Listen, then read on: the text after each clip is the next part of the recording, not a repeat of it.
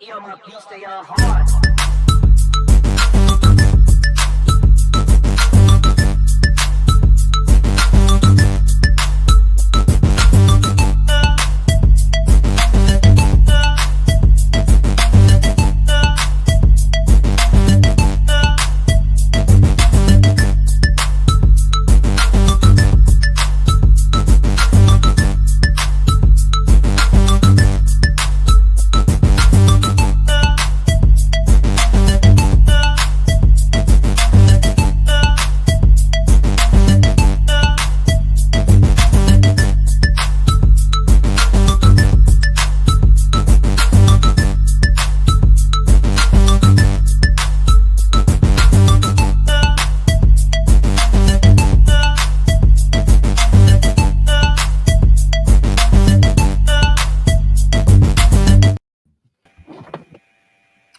All right. Hello. Good evening. Happy Easter to you.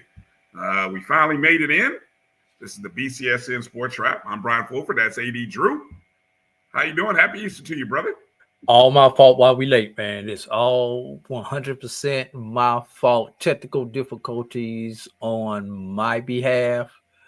Normally, 15 minutes before the show, I can log in and do what I need to do. But today was not that day, Bryan. And not only do I want to say happy Resurrection Day to everybody, but for those who partake, happy 420. Oh, Happy 420 Day. yeah, exactly. I was trying to find an appropriate joke, but I'm gonna just leave it. I better not. I wonder what's inside some of them eggs people are hunting. That's all I want to know. Yeah, might be some extra, some of Mother Nature's best greens in some of those Easter egg hunts. Bryan, Grown folks edition. The eggs are supposed to be hidden in the grass, not the grass hidden in the egg. Exactly. Well said. So good to be on with you. Good to be here with you, Drew. Again, we missed you last week, but David L. Rhodes did a good job filling in for you. And I watched you guys. Y'all did a good job. I appreciate it. Had some interesting conversations last week. He shared some really insightful news especially as it related to North Carolina A&T and some of the things that they got going on. So yeah, but I appreciate you guys coming in, and those of you, however you are watching our show, if you're watching us live on our Facebook feed, whether it be the Black College Sports Network or our BCSN SportsWrap, we say hello to you. You could be watching us on the JBN Broadcast Network's YouTube page. That's at MyJBN Online, or our own BCSN SportsWrap YouTube page. Hello to everybody on X and Instagram Live. We say hello to you and thanks for checking the show out. So a lot of news happening. Surprisingly, the spring season is going on. So Drew and I will kind of run through some of the stories that kind of captured our attention over the past week. Maybe even get into chatting a little baseball and softball. Maybe, no guarantees. Not very many spring football games, as most of the teams had theirs last weekend. There's a few nuggets that were still, a few teams that were still finishing out theirs over yesterday. And of course, transfer portal open for football. So I mean, there's just all kinds of stuff for us to talk about. Drew, I will say this though, before we get going, I had a chance to go to the movies and watch. Probably, I think it's one of the first times I went to a movie that wasn't a comic book themed movie, or a, I don't know, what would you call, or like a series, like Mission Impossible. That would be like a continuous run-on movie or something like that, right? Right. I went to go see Sinners. I believe Ryan Coogler is the director. Michael B. Jordan plays not one but two characters in the movie, and Delroy Lindo also has a role in it, as well as a few other actors. But it's an interesting movie to go see, and one of the things that I don't know, are you a big IMAX person? I don't know when's the last time you went to the theater. You like IMAX? It's been a minute since I've been to IMAX theater, but yes, I love IMAX. Okay. Well, it's said that this movie is one of the movies that you should go see in an IMAX theater. Now, I guess because that's how it was filmed. I've always found that I have to have some ish exploding, or I have to have some super heavy drama to me to go see something in IMAX. And I don't know, Drew. I just have not. The few times I've been to an IMAX movie, I just have not been. I'm just kind of meh on it. So I don't know, but I would recommend. I'll just sum it up by saying I don't want to give away any spoilers, but I would say I would recommend that you go see Sinners, and maybe come back next week and let me know what grade you give it. I give it a passing grade. It's worth the 2 hours. It's worth it's worth going to see. And I will say, I did not think it was going the direction that it ended up going. And I'll stop right there. So go ahead.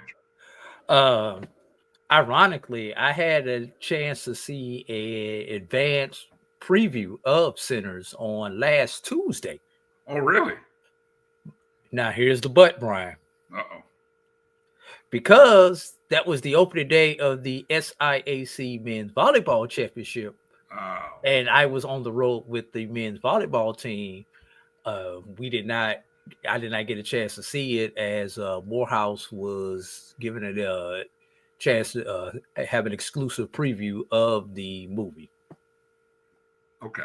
They had that on campus, I guess, is where they had it? Actually, it was Midtown in Atlantic Station is where they where we watched it at IMAX theater at Atlantic Station. But the Morehouse Athletics and General Body were invited out to the premiere. Nice. So, and Michael B. Jordan was in town for the premiere. In town. Yes. I will say I saw a tweet from the site Film Updates, and this was, I would say, about noon today. It said Ryan Coogler's Sinners opens at #1 in the domestic box office with $45.6 million. The biggest opening for an original film post-COVID. Now, you have to go look up what do they mean when they say original film. I'm assuming not a sequel. Yeah. Not an adaptation of a comic book or a television show. So that's what when I hear the word original film. But yeah, congratulations. Being #1 in the box, 45 points. I went in the middle of the day on Good Friday, so I mean, the theater was not that packed. So that kind of shocked me seeing 45.6 million. But hey, good stuff, man. Good stuff. Now, one other thing about IMAX, Brian, you talked about IMAX movie. The best movies to go watch on IMAX are, when you go to like see those movies and those educational movies when they go into deep space and stuff like that, Brian, those are the coolest movies to watch on IMAX to me. Exactly right. I hate to say it, the stuff that I used to have to go, that I regretted going on those field trips, but but on those field trips in those IMAX, I probably enjoyed it more than the students that I took on those field trips. Right. Yeah. No, I agree. So my season is the summers. I'm one of those comic book nerds, so I get into all the upcoming, Thunderbolts, Superman, all that stuff that's coming out in the next Fantastic Four, all that stuff is coming out in the next month, 2 months. So that's in my wheelhouse. But I had to go because I'm paying this monthly thing with Regals, And I figure I got to use this thing, man. Otherwise, this is a wasted 20-something bucks a month if I don't go at least twice a month. At least that's what they say, right? You need to go at least twice a month. So anyway, but yeah, if you get a chance, go check out the movie Senators. I will give it 2 thumbs up in honor of the old late Siskel and Ebert. 2 thumbs up is what I'll give it to you. Or you could give it 2 snaps and a twist in honor of I'm not In doing Living that. Color. I'm not doing that. Yes, no. All right. Well, Drew, I know we don't, as basketball heads, I figure I want to start with a basketball headline story. So I figured we could start with some of the headline news stories over the past week. And obviously, one of the bigger news stories I think that occurred during the early part of the week was the fact that Norfolk State's Diamond Johnson was not selected in the WNBA draft. Johnson, who of course was she was one of probably the best player in HBCU basketball, without a doubt. Helped lead Norfolk State to a 30-win season. I believe even in the postseason, she won the MVP of the All-Star game, the college basketball, the Libby's women's college basketball All-Star game, where she scored 21 points, including the game-winning shot in that contest. And then I think the next day she came down to participate in the HBCU All-Star game. I don't think she played in that game because she had just played the night before. But anyway, after being the only player in Division I with at least 2,000 points, 600 rebounds, 390 assists, and 300 steals, Johnson did not get selected in the 3-round WNBA draft, which how many spots do they have, Drew? 30? I think it's 38 now, 37, 38 Okay. now, because Okay. they got with the expansion franchises. Right. So, and then I found this, and this I found this particular graphic via HBCU Sports.com. She is one of, I think there's like 2 or 3 young ladies on this list, but what's notable is look at the top 5, all in front of her, right? All 5 of the ladies in front of her won a national championship. Of course, Paige Buckers just won with UConn this past season, but Reese won a title. Cameron Brink won a title at Stanford. Actually, no, Clark did not win, even though she went twice. And Clark lost to Reese, and then of course she lost to Cardosa, who won a title at South Carolina. But she just went to the league and became Rookie of the Year. Right, exactly, and became a global icon. So anyway, yeah, actually, what she did do, she was college basketball's all-time leading scorer. So yeah, that's all she did. But these are all 5-star ladies, right? Johnson, look at her, number 6, did not get drafted. And if I'm not mistaken, Johnson's career arc, it started at a pair of colleges. I think she was I'm just trying to look it up here. Let's see. I've got it right here, Brian. Okay, go ahead. She was at Rutgers in 2021. Okay. NC State 21 to 23. Yep. And then, of course, she was with Norfolk State. Right. Her last season, she wanted to go play for an HBCU. Decided to go play for Norfolk State. Right. And I remember Coach Larry Vickers was talking in one of his post-season NCAA tournament press conferences how thankful she was to Diamond for the fact that she chose to come to Norfolk. And his biggest worry was what ended up occurring was that scouts would somehow diminish what this young lady did by the fact that she spent one season at a mid-major, an HBCU, where they won 30 games, went unbeaten, right? And I don't know. Roy says it's the low-rated MEAC hurt. Wait, What happened to the old thing, Drew, about if you can play, they will find you? And I've always thought basketball was the great equalizer. Good basketball players are going to show up and show out regardless of the school and the competition. The best show, and she proved it in the All-Star. She proved it in the years before. So, respectfully, I don't want to hang her not getting drafted entirely on the MEAC competition. Right. Let me give you some of her accolades. We'll start from the bottom. 2021 Big Ten All Freshman Team. Also in 2021, second team All Big Ten. In 2023, second team All ACC. In 2022, ACC Sixth Player of the Year. And then, of course, we know the accolades that she got this year. First team All MEAC, All Defensive MEAC All Defensive Team, and MEAC Tournament MVP. My thoughts, Brian, I've got maybe two possible answers for this. Number one, maybe her size. She's listed at 5'5". Okay. And, most of the ladies in the league are 5'9" and up. So maybe that has something to do with her size, 5'9", 5'10" and up. So maybe that has something to do with her draft stock. And Brian, I really hate to say this. Maybe it's the order in which she came to the HBCU.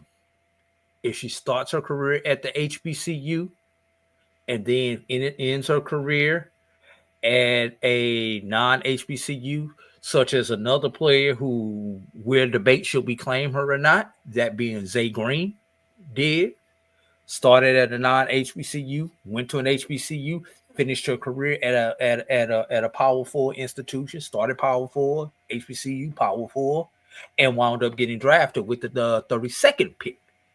So maybe that, in the eyes of the scouts and the executives, maybe that would have meant a little bit more to them. I don't think it's the fact that she played at Norfolk State.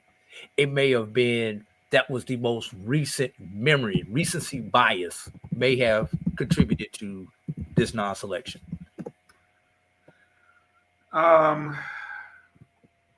That's okay. I mean, that's a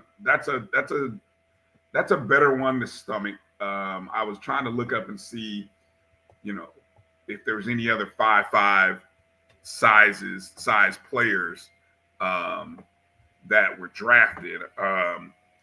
But it's just a tough. I do think it's a tough buy, Drew. Now I get it. There's only so many spots, right? But and one of the things that I wonder, there wasn't a WNBA combine or anything like that prior to the draft, was there, Drew? Because if I'm not mistaken, they kind of do the draft really about a week after the Final Four. After the Final Four. And by the way, Brian, Zay Green, the day after she did not get drafted, she turned 23 years old. That was the day before her birthday. Say that again. Zay Green. Not Zay Green. Diamond Johnson. Diamond Johnson turned 23 on April 15th. Well, what does that have to do with it? It just happened to be. It's just ironic that wow, what a way to celebrate your birthday by not being drafted. All right. And by the way, Zay Green stats. She's 6'2". She's a 6'2" guard. Yeah. From Dallas, Texas. Career highlights: 2-time SWAC Player of the Year. Excuse me, 2-time All SWAC. Excuse me, I not Player of the Year. 2 times All SWAC in 22, 23, 24. She was All SEC freshman in 2018. Her career was at Texas A&M. Excuse me, Tennessee from 2018 to 2020, Texas A&M 2020 to 2021, UAPB from 2021 to 2023, And we know that she finished up her career at the University of Alabama this past season. So she did a couple of turns in the SEC, then went to HBCU route, and then finished her grad year back in the SEC. Right. All right. Well, and look, since you mentioned 12.9 points per game, 5.3 rebounds, 3.8 assists, 41.8% field goal percentage. In her was that her That's last her year career. stats? That's her career. Career. Stats. Okay. Well, 31st pick. Excuse me, 31st pick overall. 32nd. I'm looking at the WNBA right now, draft results right now. It has 31, third round, 7th pick, 31st overall to the Washington Mystics. All right. Well, the I thought I saw 32 also, but I saw 32 as well. I'm looking at UAPB's website, but whatever. Yeah, I'm looking at WNBA draft. This is from WNBA.com. Okay. Not like the organization's website could be wrong. I mean, that's why I cited where I got this information. I got you. Well, she was a 2024 UAPB graduate, so she counts on the ledger as an HBCU grad. So props to UAPB for recognizing her as such. And during her 55 games at UAPB, she averaged 16.3, 7.7, 7.7 rebounds, 5.3 assists, 2.1 steals. And she goes to the Mystics. And you cited definitely her size. She's a 6'2" guard. So what does that put the number at in terms of total HBCU drafted players? Is it 3? I think 3 in the last 4 years. 3 in the last 4, okay.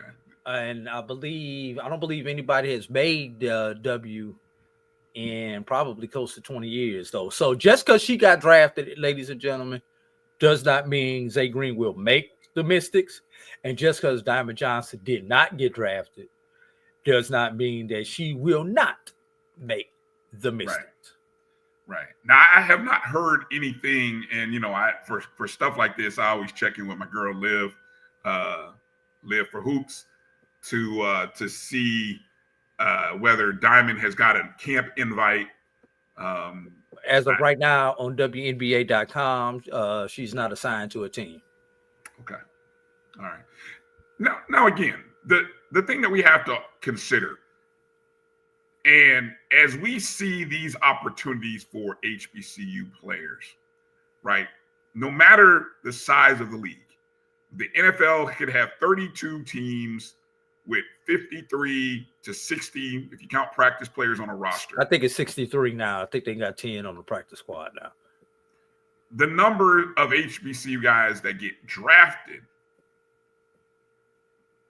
maybe, in a year, right? Somewhere from 0 to 2. If it's 1.5, take the under. And that's the line. I mentioned this to Dave last week. That's the line at 1.5. And I think he took the under. And the draft, of course, is coming up on Thursday. He took the under. And so, you're probably going to take the under too. Just on history, we've seen, maybe 1 year in the past 5, they've been 2. But I think more years we've had 0. There's more guys getting the undrafted free agent route than anything. But then where I was going with that, think about the WNBA, just from the simple fact that there are only soon to be 13 teams this summer with a 14th coming next year. The number of opportunities are so few. Spots. Yeah, so few. And so it really just says there's opportunities overseas. The same opportunities that have always been there. The great Cynthia Cooper, we'll never forget that she started her legacy in the overseas before she came over as part of the first WNBA class back in the late 90s, right? And no 97. one really people had kind of forgotten about what she did prior to, because so much attention was on the college girls, right? And it was such a feature of the main young ladies coming out of college were going to be the face of the league. And then here comes Cooper, who was probably at least about 5 or 6 years older, but she had Cooper's close to 10 years older than some of those. You know what? I thought it was 10. I just didn't want to say it, but I thought it was 10. And Cooper came in. Cooper was the Jordan of the W when the W started. Right. Even though she wasn't the marketing face at the beginning of the season, I think it was like Lisa Leslie, Lobo, and Swoops, if I recall. They were like the face of the league going in, right? Because I think they were just coming off of the Olympics, if I'm not mistaken. But yeah, she came in and she dominated those first 3 seasons, helping Houston win like a 4-peat or something like that. It was like doggone shame Houston doesn't have a franchise anymore. But that's not. I'm not even. I'm not gonna get into that. But only 42 slots will be available next year, Bryan. And the one thing, especially in the W, these ladies don't give up those roster spots. You know, you don't see the turnover in the W like you do in the NBA. No, there were some ladies who were there's some that look. One of my favorite players. What Sue Bird just played 20?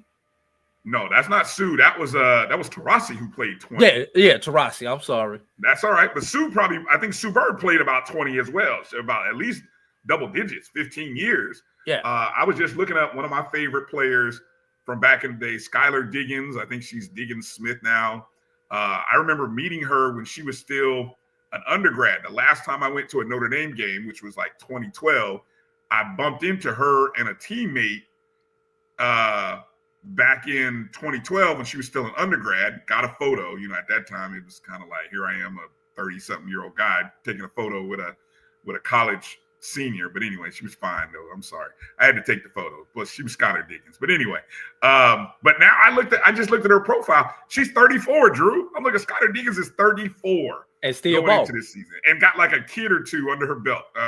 So I mean, that's just the league, man. I don't know, man. It's so hard. But anyway, we hope for the best for Diamond, wherever the career goes, and as well as for Zay Green. And I know there were some talented young ladies that played in the HBCU All-Star game recently. Hopefully some overseas opportunities open up for them until such time that, I don't know, Drew, we got a whole nother show. We're not going to talk about it here, in terms of WNBA expansion and can the league grow and survive on its own. And then that's a whole nother show. That's a whole nother topic. But props to Zay Green for being drafted, and we hope Diamond finds a home. Look, Bryan. I'm gonna end it with this. Until the league gets to the point where the student athletes don't make more money staying in college than they do as professionals, I'm not holding out hope, Bryan. Players.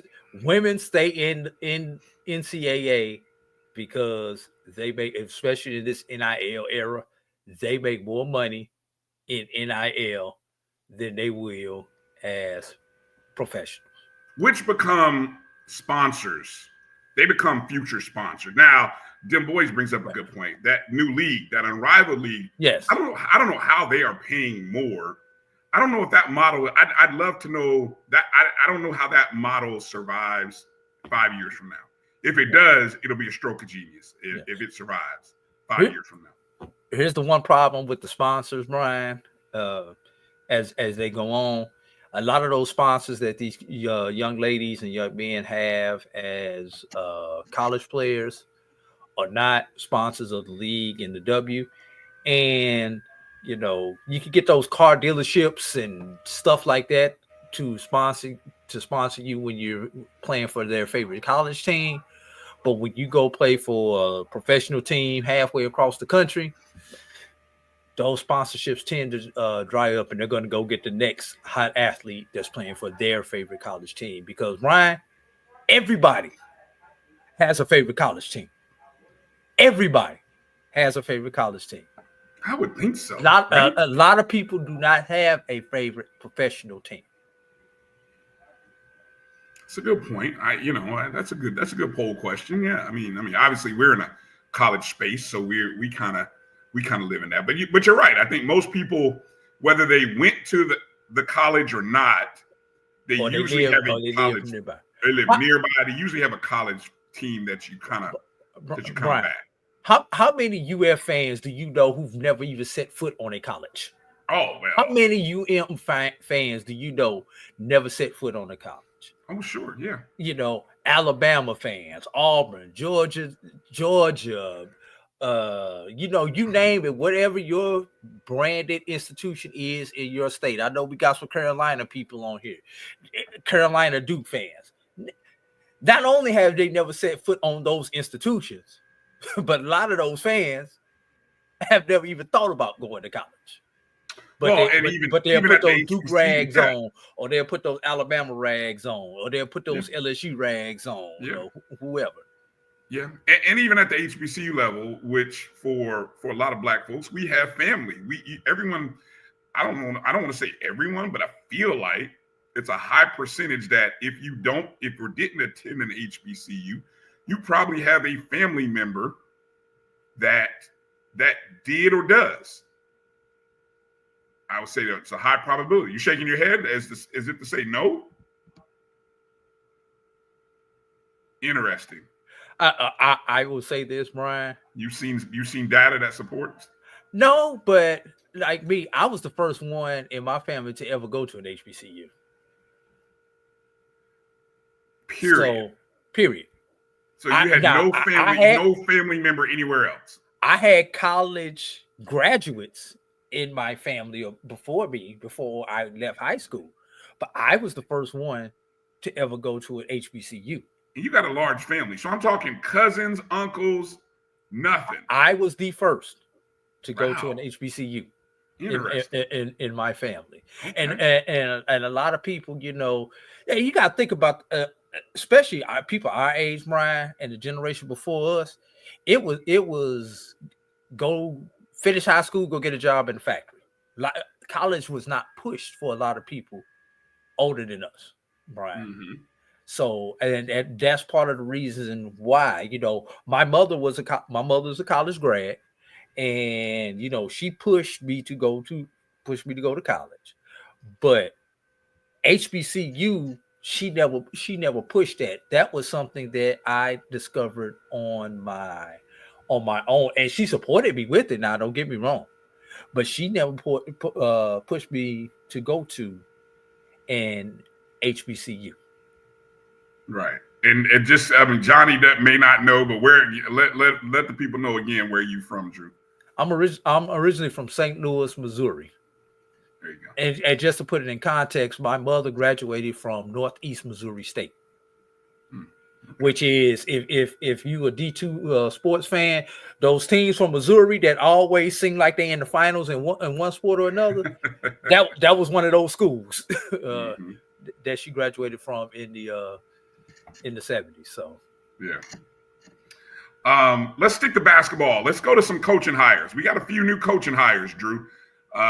You know, we've been counting down, and then maybe at the end of this, you can kind of let us know where we are, because I think this week there were some schools that have openings or field openings that I had totally forgot about, to be honest with you, this week. So one of the first hirings to talk about, Daryl Mosley is now the new women's basketball coach at Coppin State. You can see his most recent time spent as an assistant coach at Arizona State. Is that Arizona State or Alabama State? I think that's Arizona State.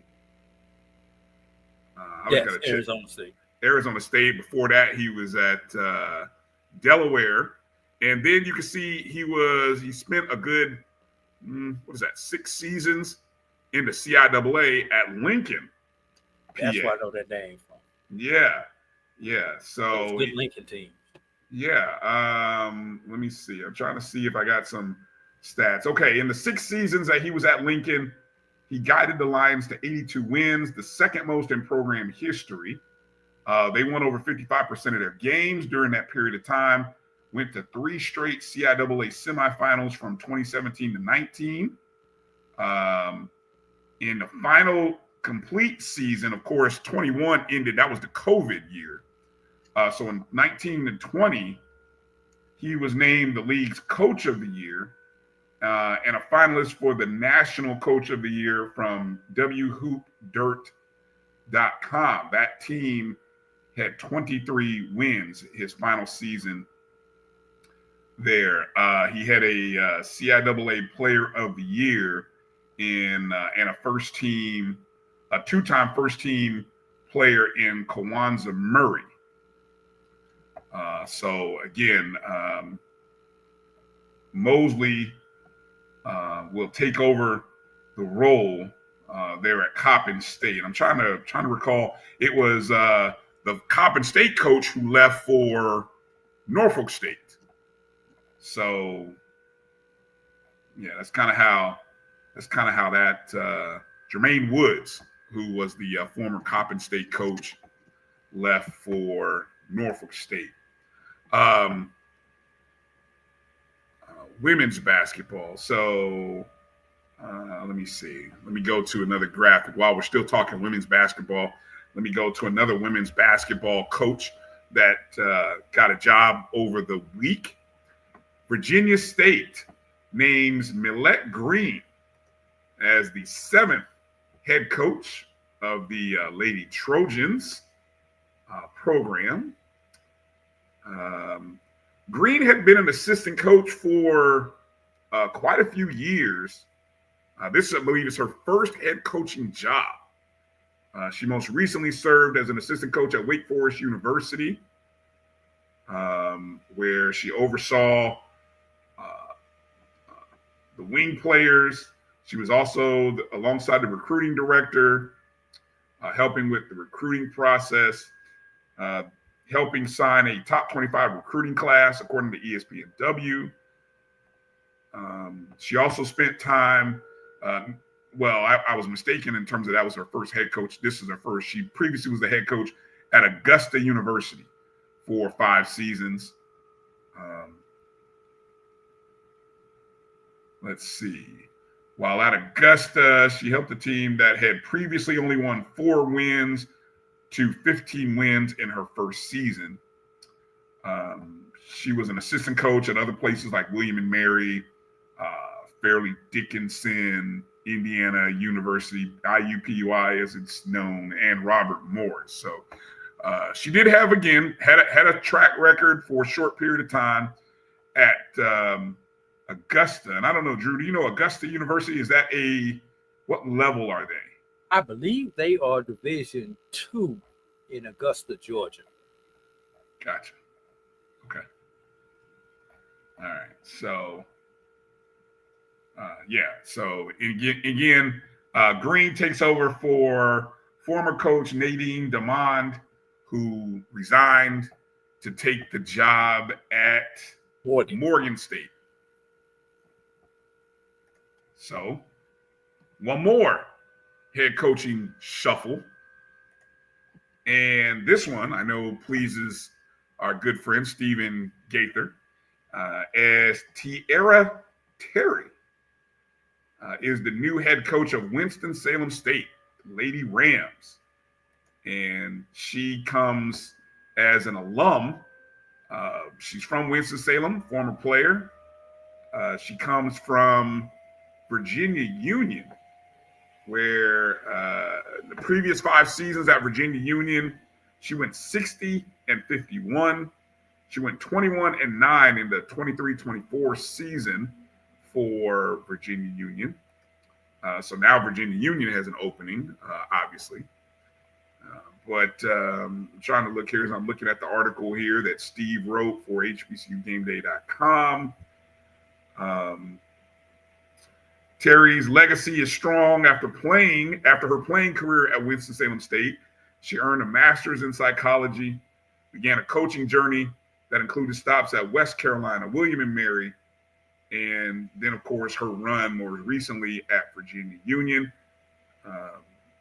She had all CIAA performers, academic standouts, and she had a young lady who was a HBCU All-Star Game MVP. So I know Steve and all the folks there at Winston-Salem State are happy. So let's see. That opens up a spot now at Virginia Union as she is left. Playing musical chairs around. Look, I'm telling you, when I put that graphic out about the shuffling of coaches, people laugh, but I mean it is so true. I mean that is just what's happening right now. All right, and then on the men's side, let's get to a couple of men's hires. Allen University named Andre Payne as its new head coach. I didn't know. You skipped one, Brian. Did we get Alabama State, or did we talk about that one last week on the women's side? Alabama State? Yes. I think we mentioned it last week. Okay. I think we mentioned it last week. I didn't have it on because I think that happened. Maybe the press conference happened earlier in the week, but I mean, Okay. And there's a reason why. Actually, it happened at the Andre end. Payne story. Okay. Well, let me just mention this for Payne. Payne, he's got some years as a head coach under him. Most recently, he was a head coach at Talladega College, a team that really only won 10 wins. But from a statistical standpoint, his team led the HBCU AC in several categories: forced turnovers, steals, fewest points allowed, lowest defensive field goal percentage. Very good defensive teams. Unfortunately, that didn't always translate into W's. More recently, within the past decade, Payne served as the former head coach at Mississippi Valley State from 2014 to 2019. Didn't have a lot of success. I think only won a total of 25 games over those 5 seasons. But you show me a coach in the last, 10, 15 years. Ever. Show me one who's had a good run at Valley, and I'll show you a guy who's no longer there. But anyway, he also had head coaching stops at Texas College and Wiley College, and even did a few years at Denmark Technical College in Denmark, South Carolina. So Payne has some head coaching experience, and he'll look to bring that into the SIC for Allen University.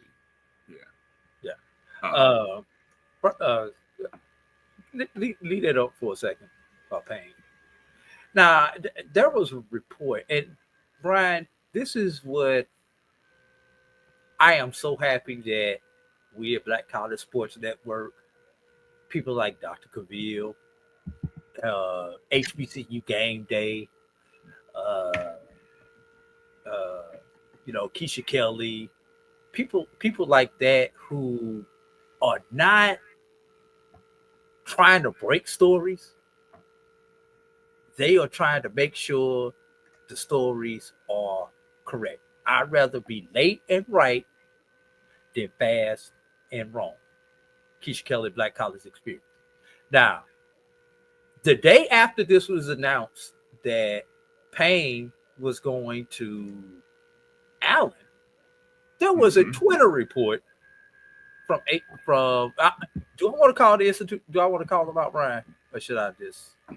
Go ahead. If it's not yours, go ahead and call them out. If they're not in your conference, go ahead and call them out. HBCU Premier, I believe it was on Twitter. Oh, them. Okay. Yeah. Okay. Anyway, they've been known to get shit wrong.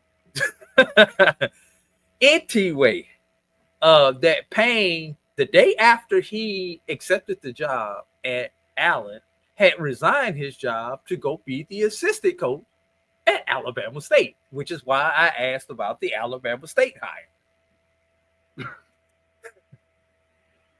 So, obviously, Payne's a good friend of mine. I've known Payne for over 20 years. I've known Payne for over 20 years. Almost wound up. You talk about Texas College, Brian. I almost wound up on his staff at Texas College. Okay. Back in the day, and my son actually played for him at Denmark. Okay. So I don't know if you remember that. I knew the name Denmark sounded familiar for a reason.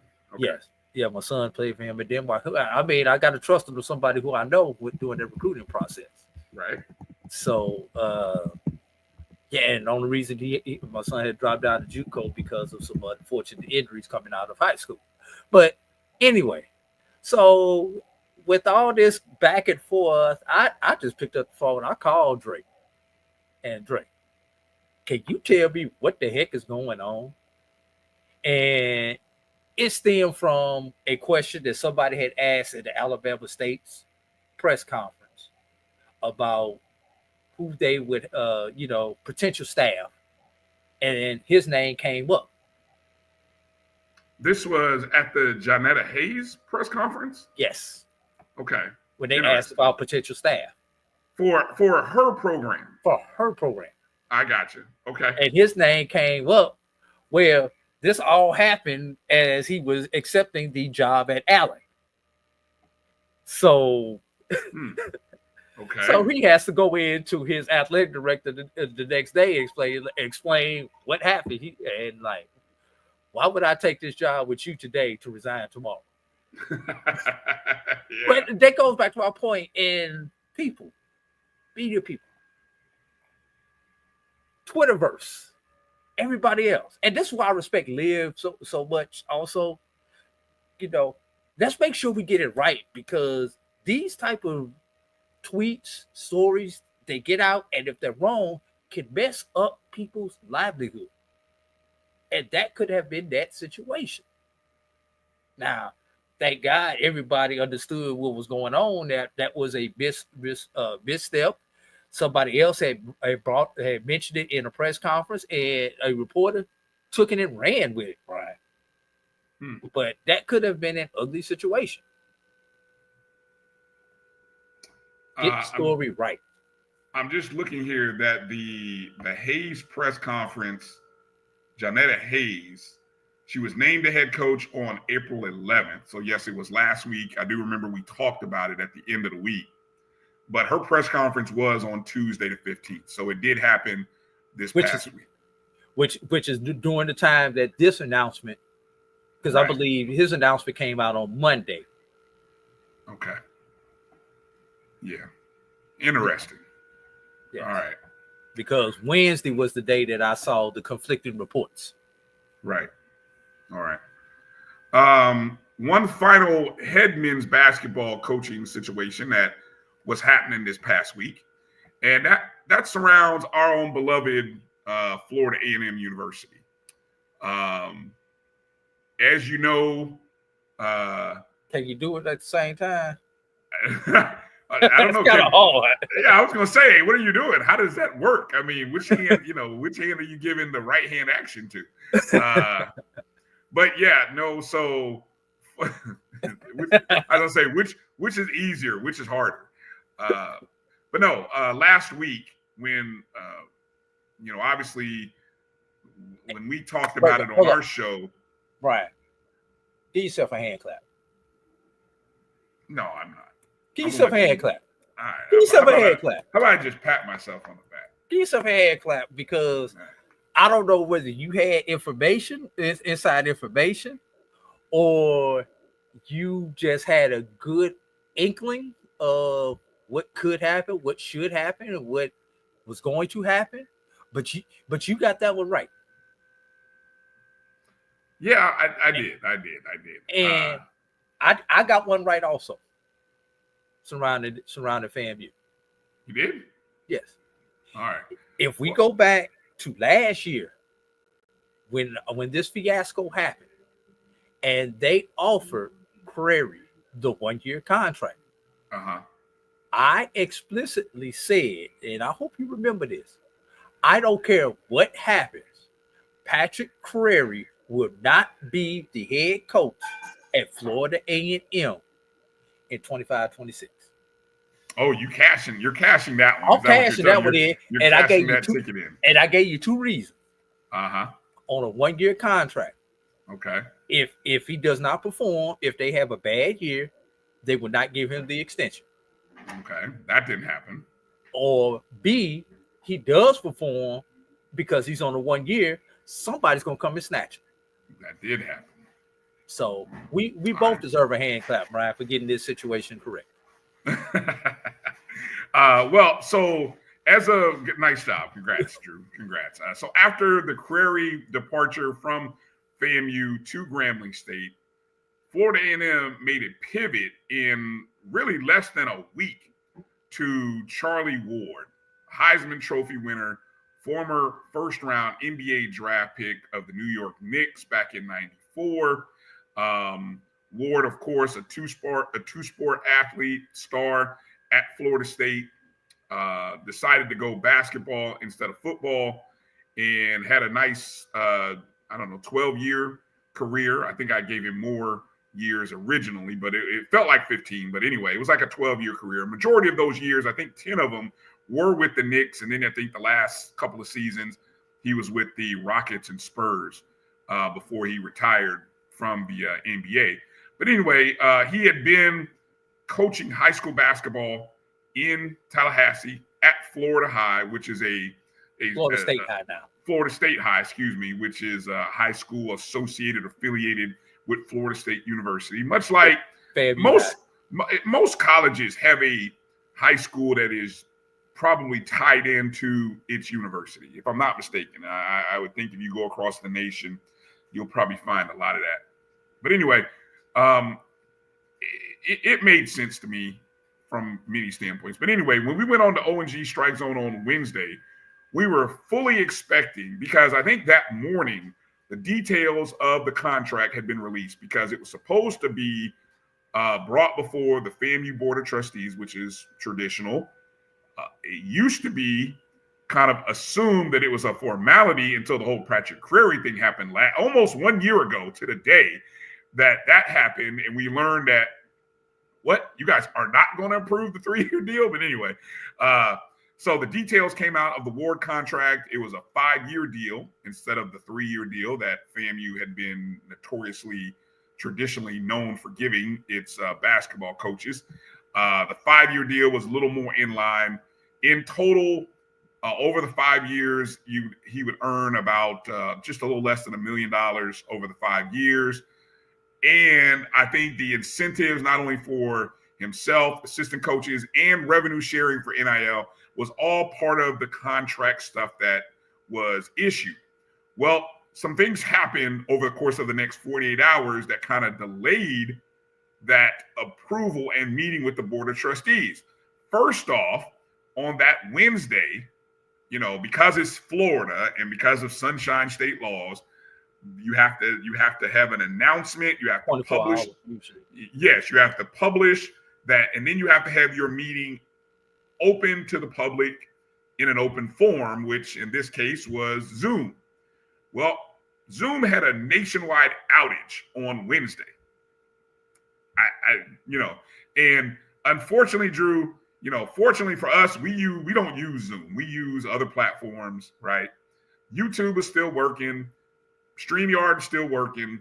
Other platforms, unfortunately, Zoom was not working. So because Zoom wasn't working, the delayed announcement or the delayed review approval, and thus there was supposed to be a press conference. The introductory press conference was supposed to happen the next day. All that got pushed back, right? That was Wednesday. Then Thursday, sadly, the news in Tallahassee got really bad, really scary, unfortunately, as there was a mass shooting. I don't know if I'm saying mass is correct, but let's just say there was a shooting on the campus in which 2 people lost their lives on the campus of Florida State's campus in Tallahassee, same city as Florida A&M. Several other people were shot. I believe they did apprehend the shooter. But just that whole day of business, there was not business as usual on Thursday in Tallahassee, and definitely not the next day on Friday, on Good Friday, exactly, as there were supposed to be athletic events played on Friday. Those games on Florida A&M's campus got pushed back to Saturday. So all of this happened, to delay the Ward review by the Board of Trustees. Well, all of that to say, Drew, we do have word, as Florida A&M released today, that the introductory press conference for the 16th head men's basketball coach of Florida A&M, Charlie Ward, Heisman Trophy winner, is supposed to be happening tomorrow at 10 a.m. So I'm assuming they had a board meeting that occurred sometime over the weekend, which I think they can do. So I'm assuming all the particulars occurred so that this can happen. So Charlie Ward his press conference will be on Monday, 10 o'clock from the Al Austin Center on Florida A&M University's campus. And he will be introduced as the new head basketball coach. So all of that to say, finally, Drew, FAMU has a men's basketball coach, can welcome him and introduce him to the family. All of that. So only in Tallahassee. Only in Tallahassee. Things you can't control. And given what has happened in the past, although none of this was the board's to the board's doing, it's just so ironic that only in Tallahassee, given the stuff that they do that they can control, you almost don't want to give them the benefit of doubt when the uncontrollable happens. Yeah, I mean, definitely two uncontrollable events happened in consecutive days. I mean, you couldn't if you had that on your bingo card, then you need to go down to Atlantic City or Vegas or somewhere else, because I don't think anybody would have had that stuff on their bingo card. So let me ask this: what jobs that we know of are still open at this point in time? Can I just say something? Or do you want to address this? I'm sorry. I want to hit on this. First of all, this graphic is hard on the eyes. The green jacket on the green background is tough. Stop it. That's so should have had a little gray shade or something like that. Oh my god. Anyway, no, I've had the pleasure of meeting Charlie a couple of times. Okay. I've had the pleasure of actually beating the original Charlie Ward Sr. A lot of people don't know Charlie Ward's a junior. Yes. Well, he does list himself as Charlie Ward Jr. Yes, but a lot of people don't know that. Right. But yeah, I that his dad and his dad used to be a regular attender of the basketball games at my previous institution where I worked at. So, which is kind of how I got to meet Charlie a couple of times. He came and spoke at our institution. And one more. Yes, he does, Travis. Yes, he does. Travis knows exactly what I'm talking about when I make that comment. Hey, and I had to look hard to realize that those are actually people behind there. I thought it was on grass for a minute, that was a grass background, but that's actually people. What? That's actually people, and with a that's a shot of like the crowd. That's a crowd shot. Yeah, those are people. Oh Jesus. Okay. Yeah, but anyway, no, Charlie's a real guy. His father is an alum. As a matter of fact, his whole family.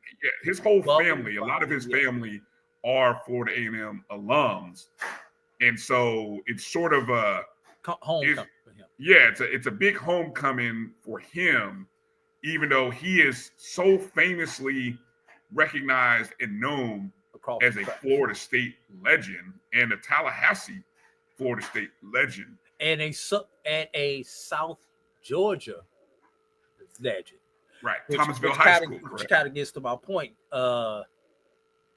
You want to talk about? Look at the you see up in the corner, Bryan, about the IG. What? I've got a notice on the IG. No, I don't see anything. All right. But anyway, yeah, talk about a possibility to engage the community in basketball. We've got that 10,000 seat arena. Yes, we do. Which rarely makes it over about 2,000. I don't know if it gets over 2,000 on a good day. Here's the thing, Brian. That 10,000 seat arena actually is not too much smaller than the Civic Center where the Seminoles play at. Gotcha. So, especially with the uncertainty around where two new head coaches in Tallahassee right now on the basketball side. Uh-huh. Florida State has a new coach. FAMU has a new coach. FAMU has a familiar name of the two. Yes, they do. So maybe we see some people from the north side of the track start coming to the south side of the track to come to some basketball games. Will we see people from out of town start attending some of the basketball games? Will we see people from Thomasville, Georgia, Charlie Ward's hometown, keep driving down 319 past Tennessee Street, past the railroad tracks, and head to the Al Lawson Center for some basketball games? We shall see. This shall be a living case study. I will say, and if you missed our show on Wednesday, Kelvin Rozier, my co-host, who is in the Tallahassee area, and he has clearly communicated the fact that Tallahassee is all in with Charlie Ward being at FAMU, and I say from people who don't look like us to just the community of the 850, which is one of the big things that A.D. Angela Suggs, who is herself a native of Tallahassee, born right there on Florida A&M's campus. We were all in school when Charlie was Yes, Charlie. yes. I mean, we were there. I mean, yes, we were there. We lived it. We lived it. And so they're all in. And the fact that what you just mentioned about the Florida State hire, being someone who is not of the Florida State family brand, and the AD sort of making a decision to go with that coach instead of who I was told they were originally going to go with, which was somebody who had deeper ties to Florida State. This is big time opportunity for FAMU to really grow the program. And, it reminds me a little bit about, when I think about coaches who make moves over the last couple of years, I'm going to hearken it to, Mo Williams leaving Alabama State, who gave him the opportunity, right, coming from the NBA to his first head coaching job, to go home to Jackson State, where he's from, and coach at Jackson State. And he's had some success these last 3 seasons. I mean, getting to the conference championship game this past year. When you can do that, that's huge. When you can go home and have success in your hometown, that's huge. So for Ward, for this to be his first head coaching job at the collegiate level, in your homes, in sort of your backyard, this is a huge opportunity for FAMU and Ward. And thank you, Chuck. That's a great point as well. I was gonna say, you guys mentioned it on the ONG Strike Zone. Yeah. Talk about that correlation between those two and how similar they are. Two sport athletes, same national championship team, etc. Get into that point that you guys made on the ONG Strike Zone. Here's what I find interesting. And remember when, you were already at FAMU prior to me.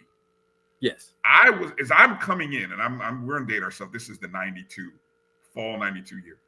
There was the infamous FAMU Florida State basketball game. This game that Road Dogg is talking about. Exactly. The infamous game played. Very infamous. You weren't there yet, were you? I wasn't there yet. This was my senior year in high school. And so when this game occurred, crosstown rivals ended up being, there was some kind of fight, brawl, or whatever happened. Some kind of. Well, okay, there was a fight. There was a It was a major brawl. Yes. So much to the point where they had to call the game just before halftime. Right. And if I remember that game correctly, Brian, FAMU was trailing 39-36 in that particular ball game. Now, mind you, and that was a good FAMU team that season. I think that team won the That was a MEAC good that year. Florida State team also. Yes, it was. That was the Florida State team with Charlie Wood, Doug Edwards, Reggie Finney. Bob Sura. No, I'm sorry. Reggie Finney was fan. Bob Sura, Yes. Doug Edwards, and there was somebody else on that team who got drafted. Charlie Ward was on that team. No, but there was another person who got drafted. Sam Cassell, yes. Sam Cassell was on that team. That was a good team. Yes, and we had the likes of DeLon Turner. I believe Jerome James may have been a freshman that year. No, Jerome James was not there yet. Jerome James was not there yet? Okay. No. He came next year then. No. Not the next year. It came a couple years later. Okay. Reggie Finney was there, DeLon Turner. It was a MEAC championship caliber team. They did. Was that the year they won the MEAC? Exactly. That's what I'm saying. That was the year FAMU played in the first. Go look this up. FAMU played in the first ever NCAA play-in game. Not 91. Yes. No. Yes. No. We played in the first ever play-in game, but it wasn't in 91. No. It was 2000. The playing game didn't come around until 2000. That was an anomaly that year. It wasn't a permanent thing, but that was an anomaly that year because I was in school. We're not gonna go deep into the woods. I don't recall that, but okay. I remember Reggie and them coming back, and anyway. I think the bigger point here. But they have not played since in basketball, and they I don't know if they ever played in football. Especially after FAMU beat Miami back in '79 in Doak Campbell Stadium where Florida State plays, right? Yeah. I don't think FAMU and Florida State have ever played, but all other sports, baseball, softball, tiddlywinks, whatever. Women, women's sports, volleyball, FAMU and Florida State play each other, right? And it is what it is, right? Mid-major versus Power 4, Power 5 program. The results are what they are usually. But it makes you wonder, this could be the bridge to finally reinstituting that game. We need that game. We need that game on the South Side. I wouldn't be surprised if you get a 3-year deal where you do get it on the South Side. At least one of the games. Maybe somehow, let's see, since Ward has a 5-year deal, the other coach has a 5-year deal, there might be, let's say, a 3-year contract. I would love to have a 3-year contract with one of the 3 years being played at the Lawson Center. Here we go, Brian. Year 1, just making an exhibition, played on the South Side. Well, look, why does it have to be exhibition, Drew? This is not a D1 playing a D2. This is 2 Division I basketball teams. This is not an exhibition game. Because you and I both know that the people on the north side of the track do not want to lose that game. So if they lose that game, it don't count. But if that's why I say you played as an exhibition. Lose it to Charlie Ward, though, it's bad news for the coach of Florida State. If I'm the coach at Florida State, it's a no-win situation for the coach at Florida State. That's what they keep saying. Because if you lose, you lost to them from the South Side. Ridiculous. Now, here's what I will say. Wait a minute. If you win, how you gonna beat up our favorite son? Tim, it is not about getting run over, Tim.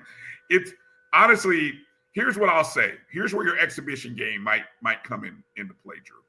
Nowadays in college basketball, you do have these exhibition games, which they're actually televising. Yeah, I don't know if you saw that this past year. Those preseason games between like Division I teams are happening. They're happening like a week or two before the regular season starts, like late October.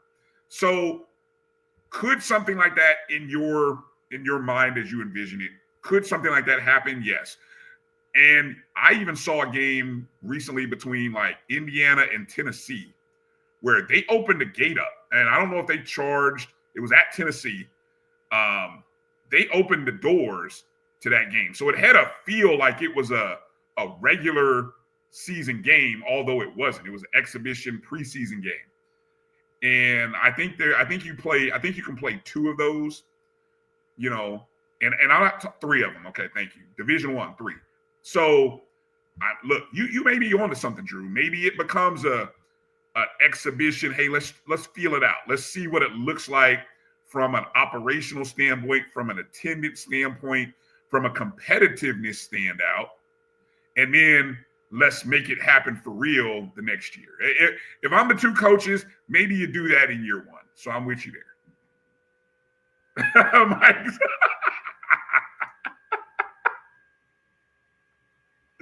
Right, exactly.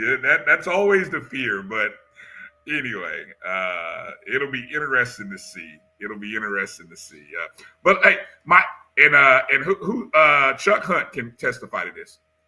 If the state of Louisiana, and I'll even go so far as the state of Mississippi, if those states can pull off LSU Southern, Grambling LSU, Ole Miss Alcorn, Mississippi State Alcorn State, if those games can happen, why can't Florida State FAMU play? Now, FAMU plays all the other schools around the state of Florida. They'll play Florida, UCF, South they Florida, play UCF, Miami. South Florida. Come on now. It's time to, I'm going to tell you this, Drew. Our generation, we've grown up. We're a little more mature. But more importantly, it's the kids. The kids, I don't know if they are as,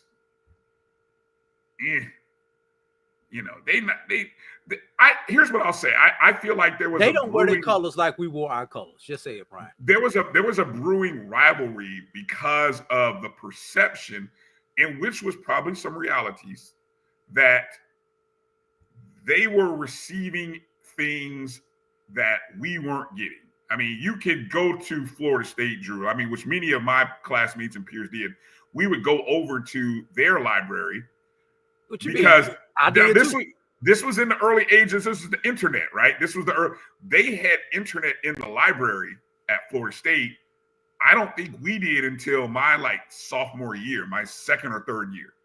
So in terms of, was it called internet then? It wasn't called internet. What was it? I don't know what it was called. It was the internet. But but I know, but not only did they have that, Brian, they had this thing that we find scarce and that we're trying to outlaw called books. They had books. We did. They had books. They had periodicals, and when you went to the card catalog, a lot of y'all may not remember what a card catalog is. To go find a book, it was actually on the shelf where it was supposed to be. The world. Thank you. The World Wide Web. Thank you. That is the technical term. And I wonder. Hey, I bet I gotta ask this question to my kids.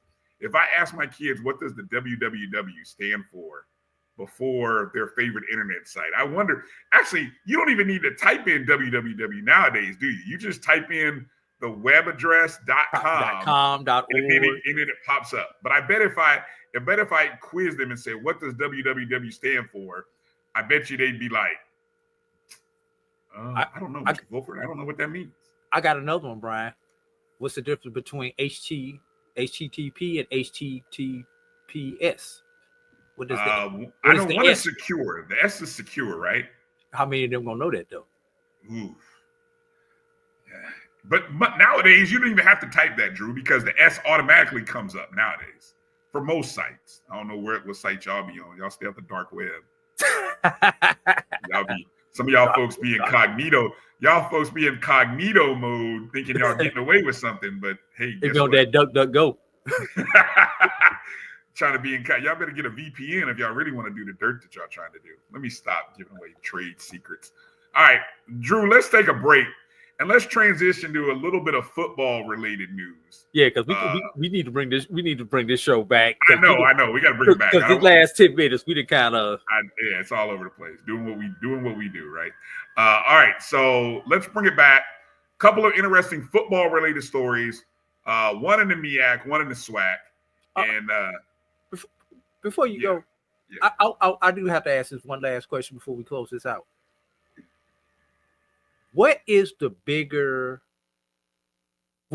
to be the bigger story when we look back at this next year at this time of a star who went to a non-HBCU coming home to the HBCU in that he essentially grew up with?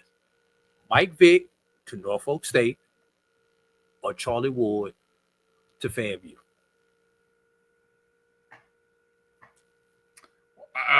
Okay, you're what's the timetable again? When we look back at this time next year, because we have to let football season play out, and we have to let basketball season play out before we can really do an evaluation. Which one do we think is going? I'm not asking who's going to be the better coach, who's going to be the most effective, and all that stuff. Which one is going to be the better story? You know, obviously Charlie would have the recency bias because basketball will be closer to this conversation than football will be. But as far as what's going to be the bigger story of the two next year this time?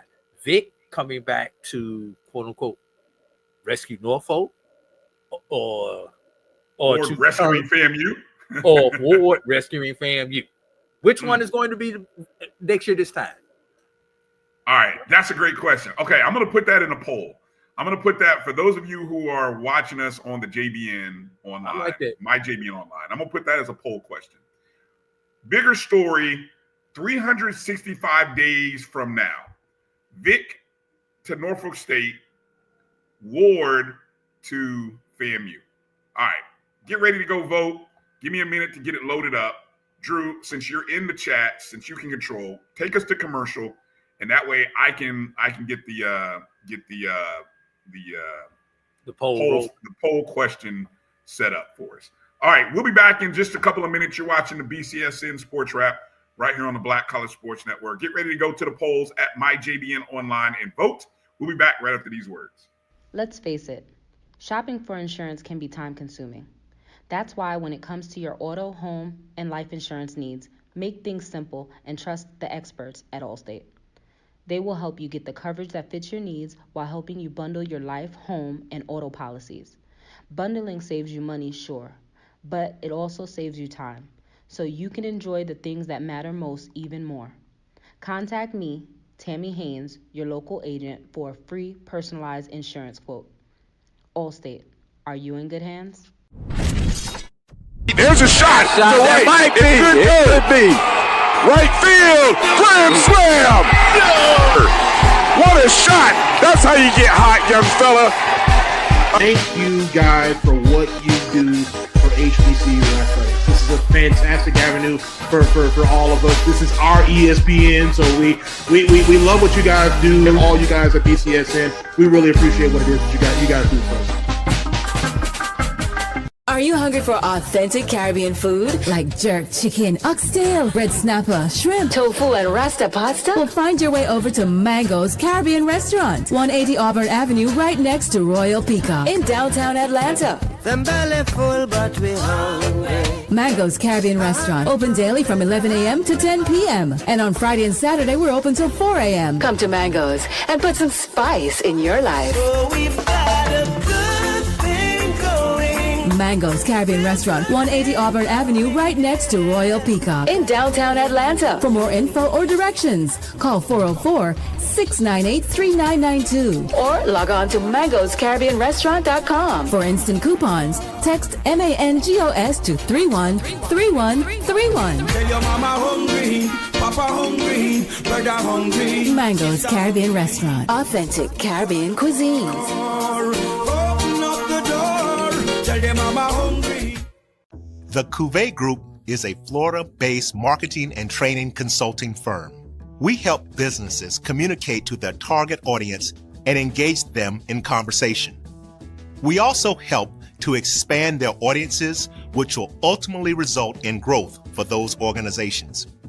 In addition to being a certified constant contact specialist, my colleagues and I are also certified in John Maxwell Leadership Principles. We use these proven principles to conduct workshops, training, and private coaching sessions for individuals and companies looking to take things to the next level. Contact us to schedule a free consultation. Issues today, don't delay, call Cuvée.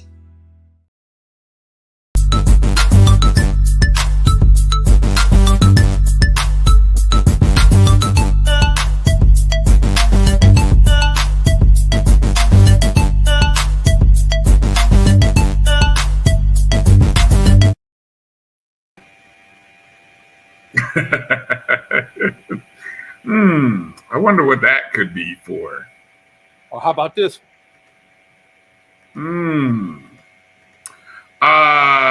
What Drew might be referring to is that today, Florida A&M University's women tennis team captured the 200th conference championship and 10th SWAC conference title, and second in the last 3 years.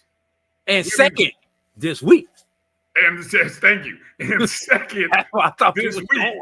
conference championship for the SWAC. It's been a great week to be a Rattler, as the Lady Rattlers won the SWAC Women's Tennis Championship as the number 3 seed.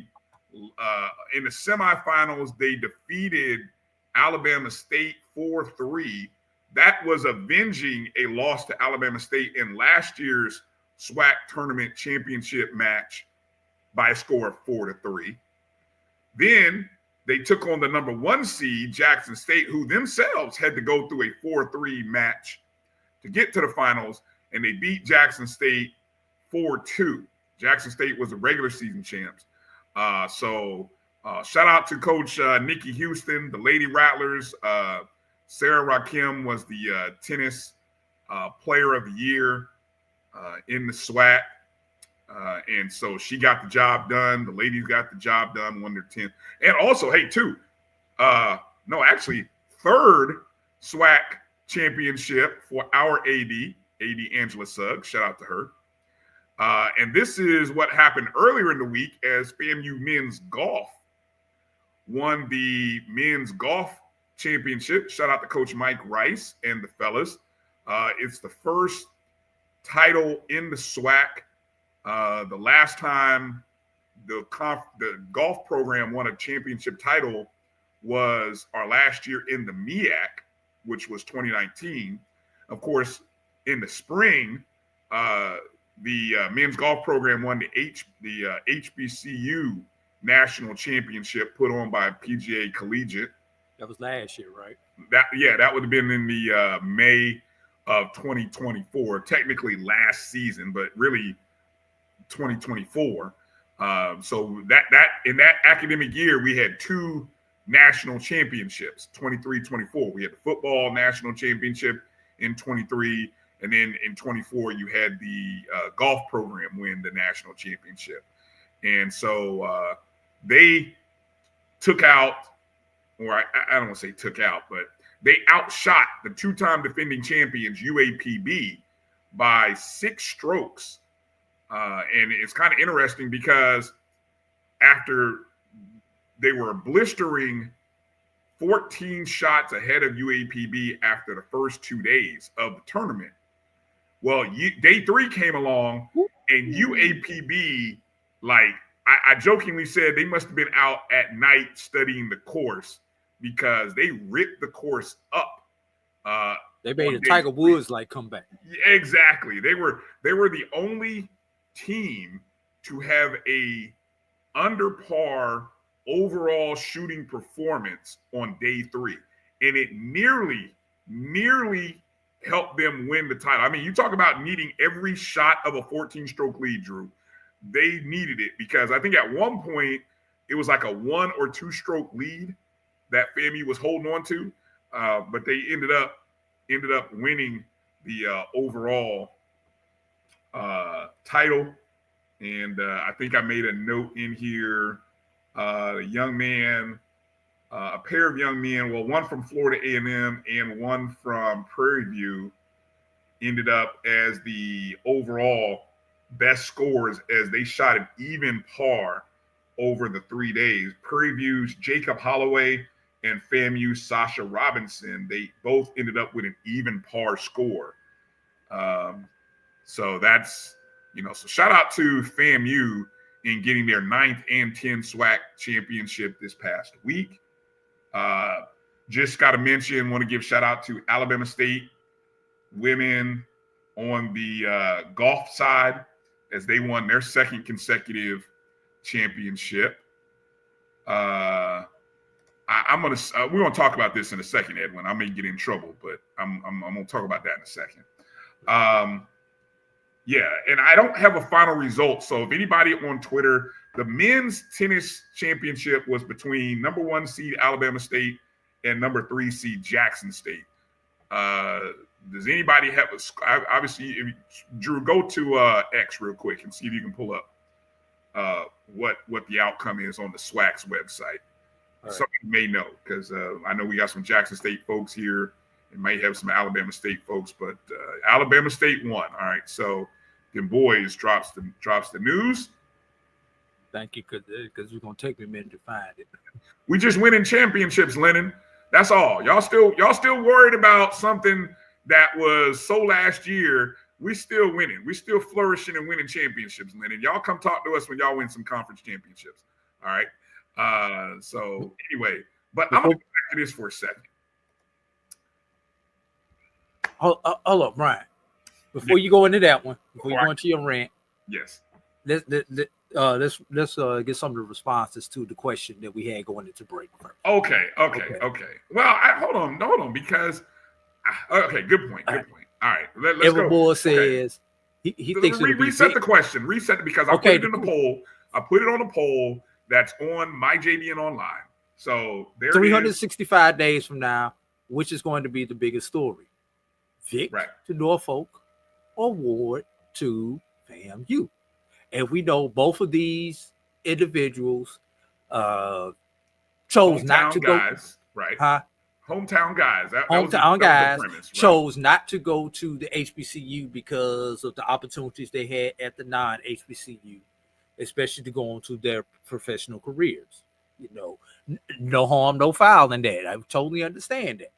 But they come home with their family roots are from HBCUs, those particular HBCUs in which they are now employed by. So which one is going to be the big question? So Vic, Everboy says Vic, because most of this space is only about football. Here's an eyeball.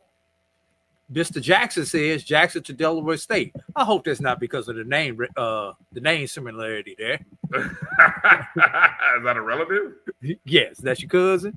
Lawrence says Ward has more work to do to turn FAMU around than Vic at Norfolk State. I don't know. I think they both about even, in my opinion. Them boys, major media outlets will drive the storylines. They're showing you who they will push the most.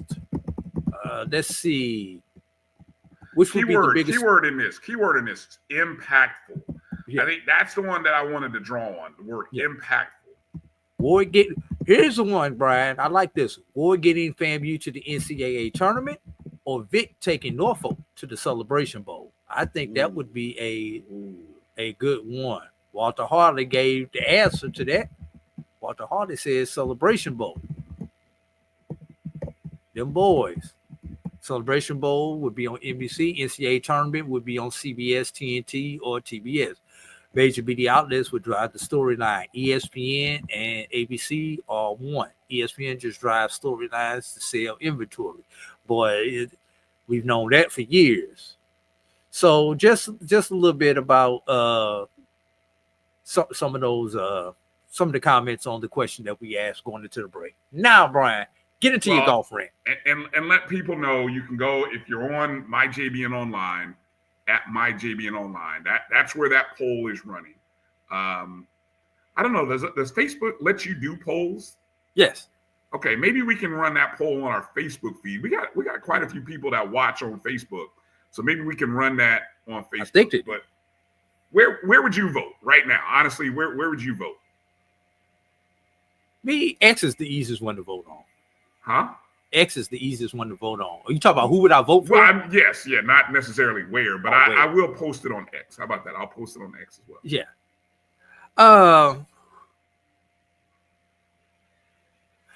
I have to go with Charlie Ward because it's easier to turn around a basketball program and to have more of an impact with a basketball program because a football program has so many moving parts. You get 2-3 studs in basketball, and all of a sudden you're the hottest thing since fish grease. Football. You got to go dig for the worm, find the worm, get a hook, cast the hook out into the water, catch the fish, scale and clean the fish, then you get to cook it in that hot fish grease.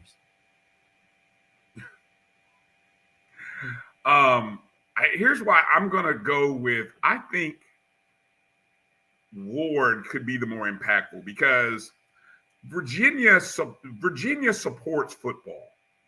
I think football is not a foreign thing in Virginia. Even in Norfolk, it's not. I mean, even this past year, Norfolk State, for their homecoming, had their second largest ever crowd this past year under former coach Dawson Odom. So they show up, right?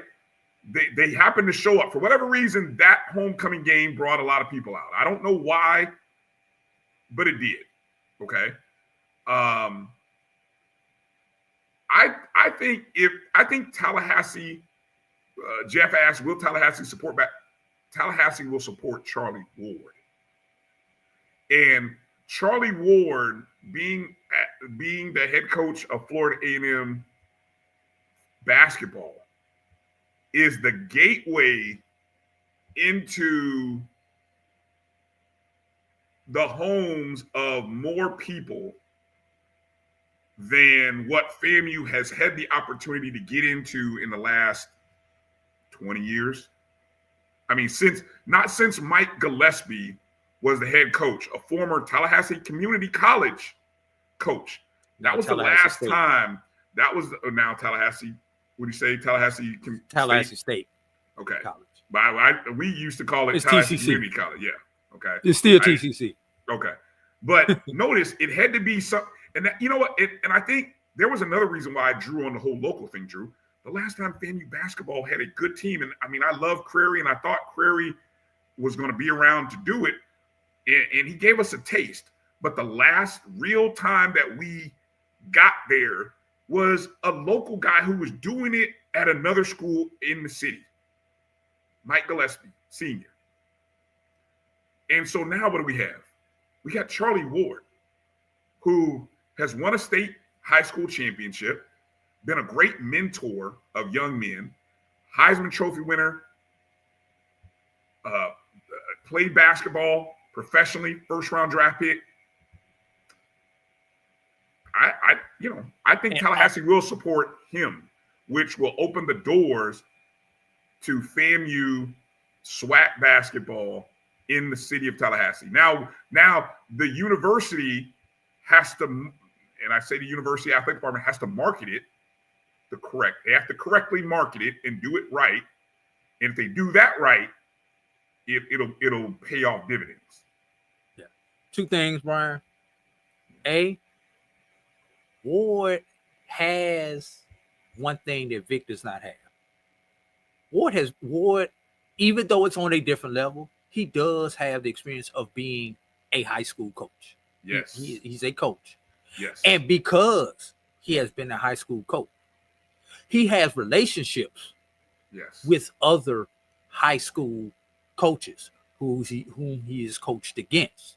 Yes. So kids who are looking to come to FAMU, come home, if they contact their coach, hey, can you put me in touch with Charlie? I want to come to FAMU now. And he knows that coach has a relationship with Charlie. That's one less step in the recruiting process that Ward has to go through to get into those homes of those young men. So I think that's going to be crucial in being able to get FAMU over the top. And here's the thing, a couple things, and I like this question, them boys. Impactful. And that's going to be a matter of pleasure, but I think impactful is going to be, can we get either one of these teams above 500 overall and within their conference? That's number one. Number two, what are ticket sales and season tickets and those things looking like? Mm-hmm. And number three, what are sponsorships and donations looking like?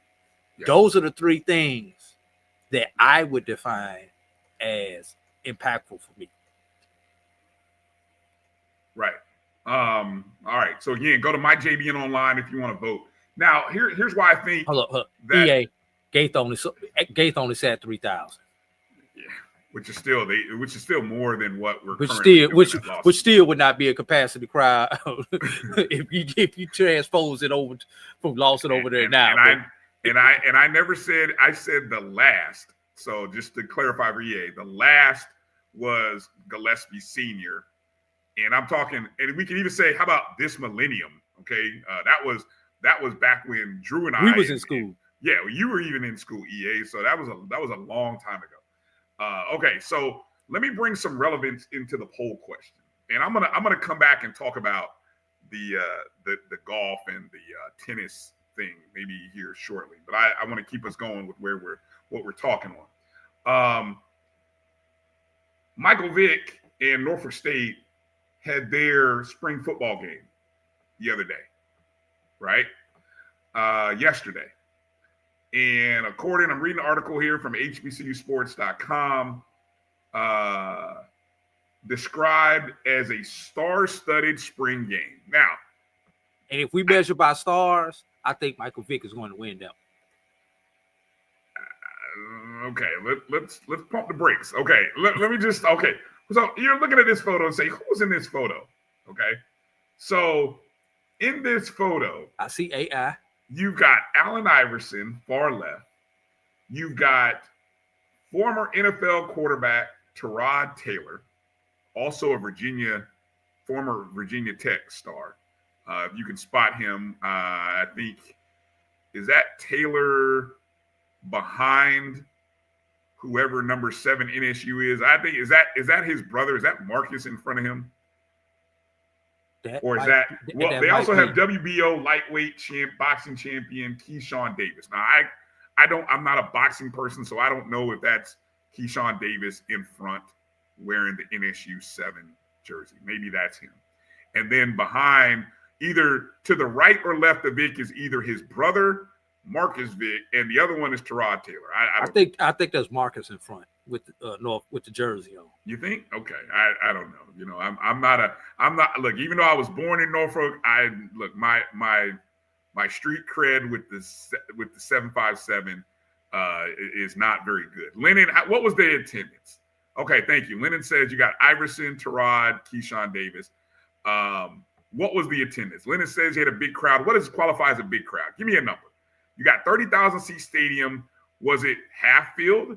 How about a quarter of the way filled? You give me a number. Give me a visual, Lennon. I mean, if you get 3,000 to 4,000 for a spring game, you're doing that's good. I'm not poo-pooing. No. And don't get me wrong. I just want to know what a big crowd is. That's all. Give me a visual. Was it one side? Was it one sided? Was one side full? One side 50? How did they seat everybody? Right. Also, apparently in this picture, you have Virginia Senator Aaron Rouse and Congressman Bobby Scott. Okay, I'm assuming that's the two gentlemen in the to the right in the suits with the pin on the lapel. Okay. Now, it doesn't matter who's who. here's what I'm going to say about impactful. And I heard a quote from Iverson saying that he wants to be a part of this. So I will say this. And Lennon Blow, I hope you and I hope your Norfolk State alums, all of you who wanted to run Dawson Odoms out of the house, run him off. I want you to take note and ask the questions of Allen Iverson, Terod Taylor, Keyshawn Davis, Senator Rouse, Congressman Scott. How many of them are putting investments into not just Norfolk State athletics? Because don't forget, you guys are a basketball school, Lennon. That's what you told us. You're a basketball school. And you got a championship-winning Robert Jones, championship-winning women's program that Larry Vickers left, right? I want to know who is going to help support and continue the strong financial stakes of the athletic department and the football program. And will all that translate into season tickets? Because, Drew, we understand that's where the key is, right? You have a 30,000 seat stadium. Can Norfolk State get more than 10,000 season ticket holders? I want to know what before you answer it, Brian. What's the current number? I bet you it's less than 10. I have someone who I could probably ask and find out, but I don't think it's over. I don't know. But my guess is I bet you it's not over 10. So with that said, can you get over 10,000? And then secondly, you see that jersey which apparently I don't have any pictures of, but I did see a tweet there, and I think some people had called for this to happen. A Norfolk State Michael Vick jersey, which apparently is what's being worn there, Vic 7, right? But Vic, yeah, which it should be a no-brainer, right? Should be a no-brainer in terms of merchandise opportunities. Here's your number, Brian. I don't know how true that is. EA, you were there? Come on now, EA. No. He talked about season tickets, I think. Oh, okay. Well, I'm not surprised. Yeah, less than 2,000. I'm not surprised at it. But that's what I'm saying. Can you get 10,000 season tickets sold? That should be your target. You got a 30,000 seat stadium. Can you get 1/3 of that stadium filled with season ticket holders? Is the excitement going to be for Mike Vick? Can you get all of these men from the various ventures? Can you get them? Can Norfolk State put together a promotional package that is imploring the 757? Hey, let's get behind Mike Vick. Let's get behind Brother Vick. Hey, get your season tickets now. Norfolk State football. Behold, the gold standard. Whatever. It's all there for them. I mean, this should be a layup, Drew. This really should be a layup. You could have filmed the commercial right there at the stadium. You honestly could have. You don't even have to go. You got all these people here. Can you get them to cut a promo right there and then put it together, to get ready for the upcoming Norfolk State football season? Dim Boy says that Roy said ain't no way they're getting over 10K. I would set the line at 8,500, Roy, and let's see if they can get over 8,500. How about that in year one? Before you set that number, Brian, last year, Norfolk State ranked number 11 in attendance in FCS at 14,544. That is, Brian, 48.5% of capacity. Okay. And let's just keep it at HBCUs. They were number 5 among the HBCUs, with Jackson State leading the way at 27,213. Alabama State 18,868. Look at the percentage. Look at percentage of capacity, because I'll come back and get it. Okay, that's the Jackson State. I think that matters. Okay, Jackson State 27,213, 68%. Alabama State, 18, 868, 71.2%. Southern, 18, 463, 64.8%. FAMU, 17, 043, 86.8%. And then Norfolk State. Now, just for comparison, you've got the likes of Montana State, Tarleton State, South Dakota State, and Delaware and North Dakota State mixed in between our HBCUs. All right. So this is the point. I'm seeing a couple. I know Mike said something about the season tickets are an overrated metric, and Lennon is saying your fans don't buy both buy. But here's the point. Here's why you want season tickets, right? I got season your tickets. I got your money. Whether you show up, whether you don't show up. Whether you show up or don't, I got your money. Number two, for budgeting purposes and planning purposes, it helps us out tremendously on the administrative side, because I know that you mind, Brian, if I take them to class right quick. All right, go ahead. This gonna be a short lesson. See, most of the time, ticket revenue winds up going back to the institution to pay back that money that they gave you in your budget. And once you if you get over a certain ticket amount, then they give you that money to use for discretionary purposes, potentially. But there's usually a number that you are expected to draw from budget and finance that they expect you to draw, Brian. So when I get those season ticket sales, I know I'm a heck of a lot closer to that number, because who was it said that about the walk-up sales, Brian? Well, Lennon is saying most Norfolk State fans are walk-up sales. Brian, I don't care what institution you go to, if HBCU, that's the thing. Most of our sales are walk-up sales, and I'm not gonna get into the reasons why. It's just something that we have to deal with and plan for. But yes, you do have a lot of walk-up sales, but if we could get more season ticket sales, and I'm not talking about Norfolk State, I'm talking about any institution, it helps tremendously with things that you have to do from an athletic administrative standpoint.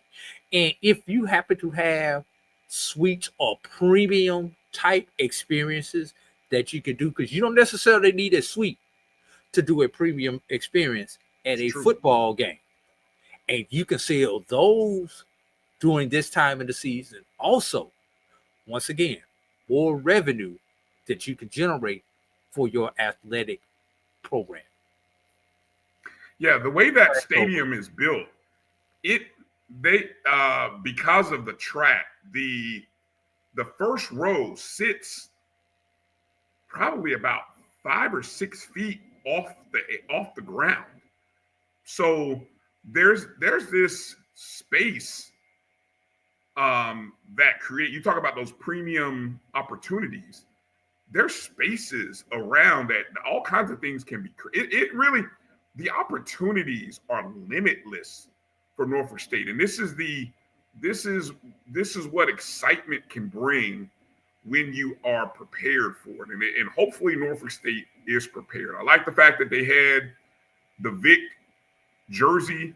I think it was a portable trailer for merchandise, which if you've ever been to an NFL training camp, like the team store is a portable cart, a portable wagon full of merchandise, which, I mean, look, I would encourage all of our HBCU programs, Drew, should have an official merchandise portable store.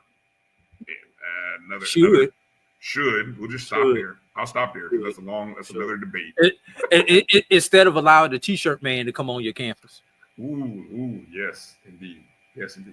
Right now on the poll, 62% of you say that the Mike Vick experience coming to Norfolk State will be more impactful than Charlie Ward coming to Florida A&M.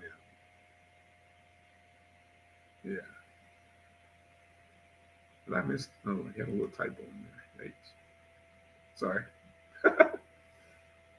All right. So yeah, 62%. I think that's pretty fair.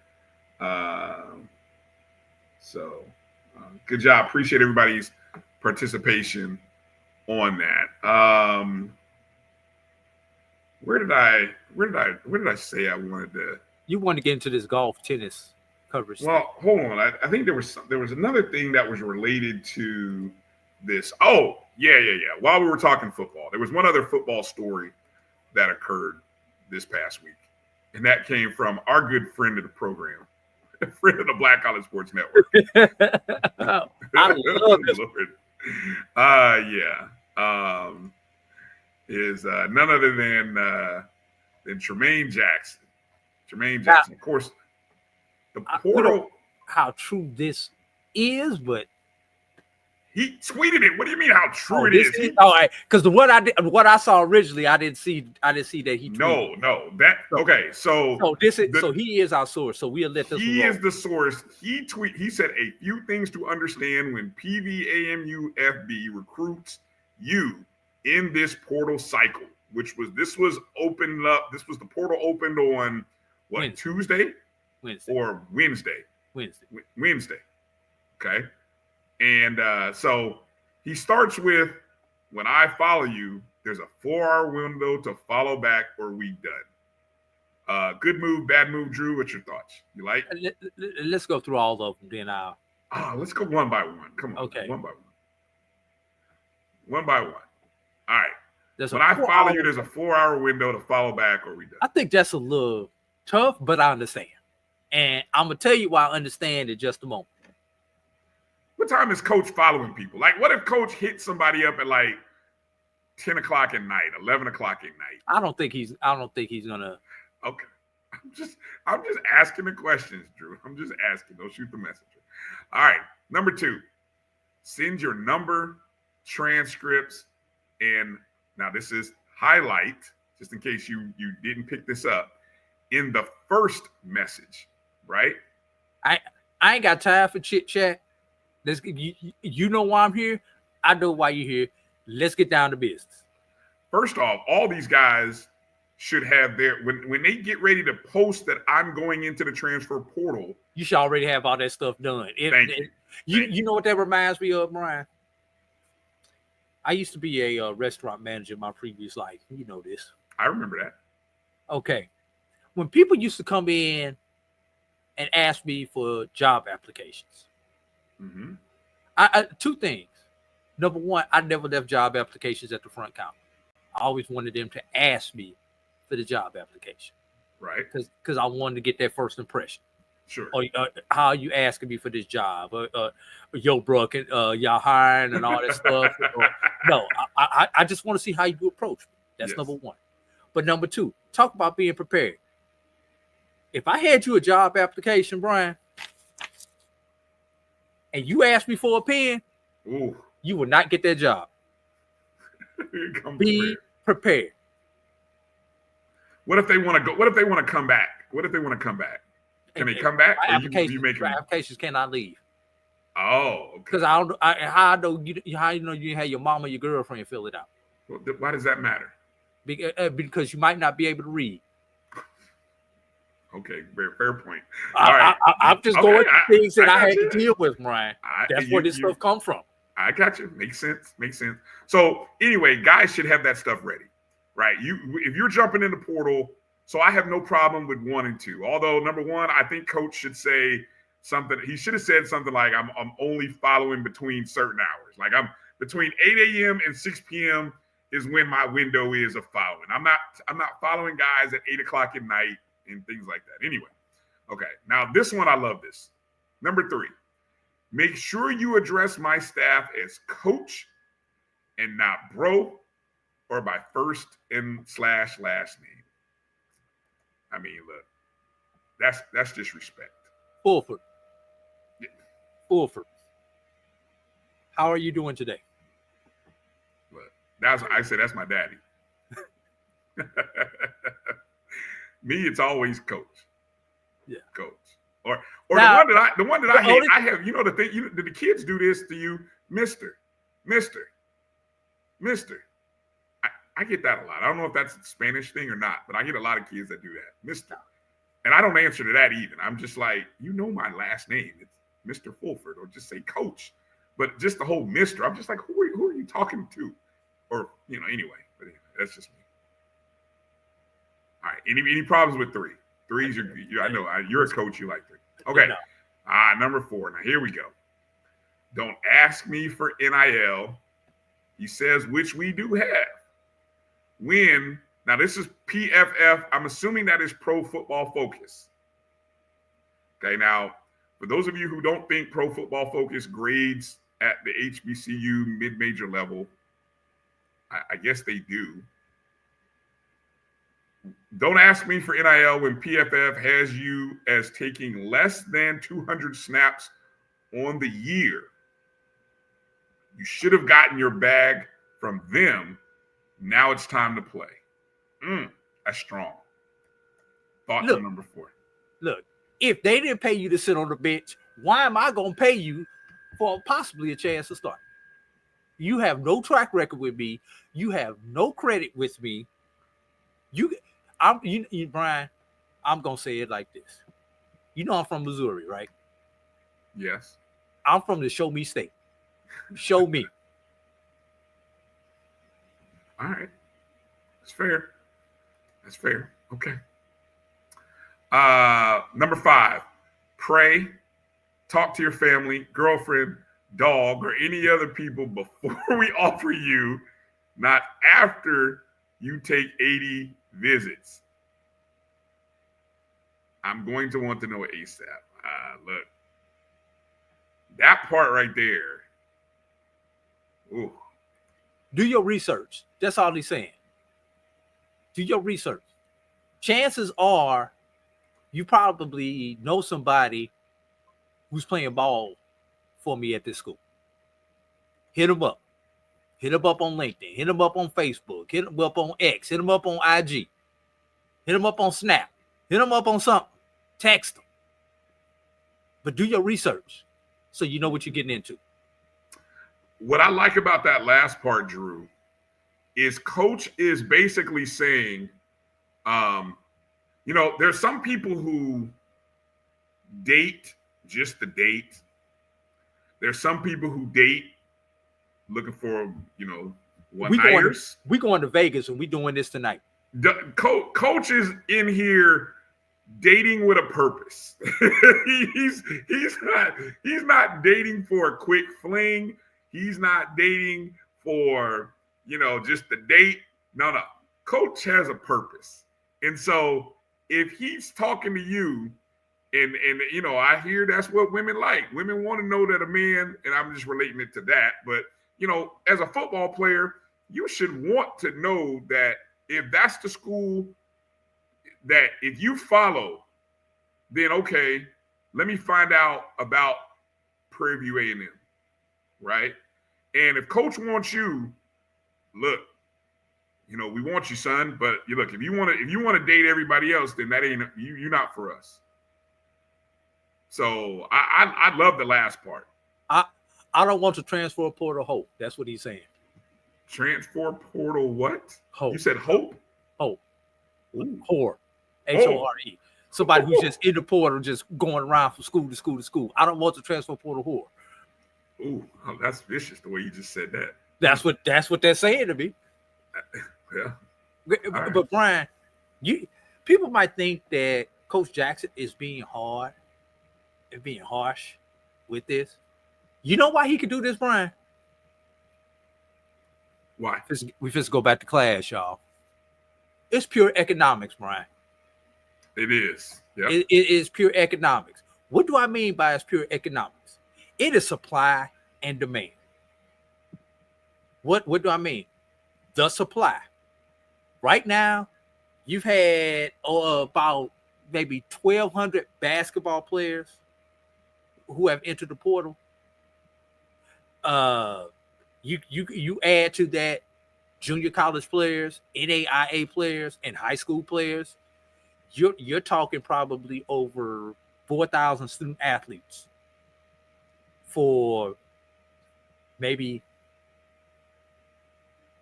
a 500, 700 spots that might be available, Brian. Mm-hmm. Supply and demand. My supply is about 4,000 student athletes. My demand may be 700 slots available.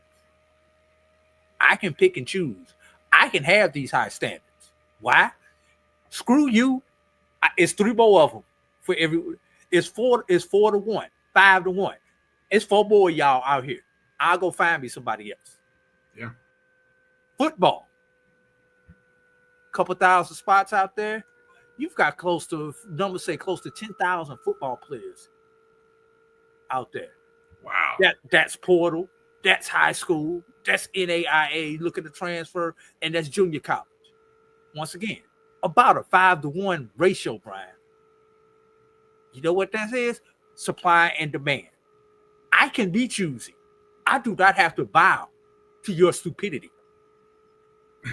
That's a good point. You better shape up or ship out, and you better get with the program.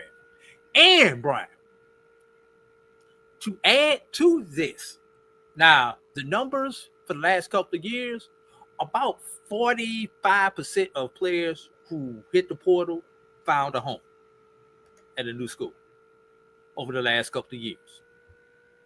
Now, Brian, that number is going to go down for one reason and one reason only.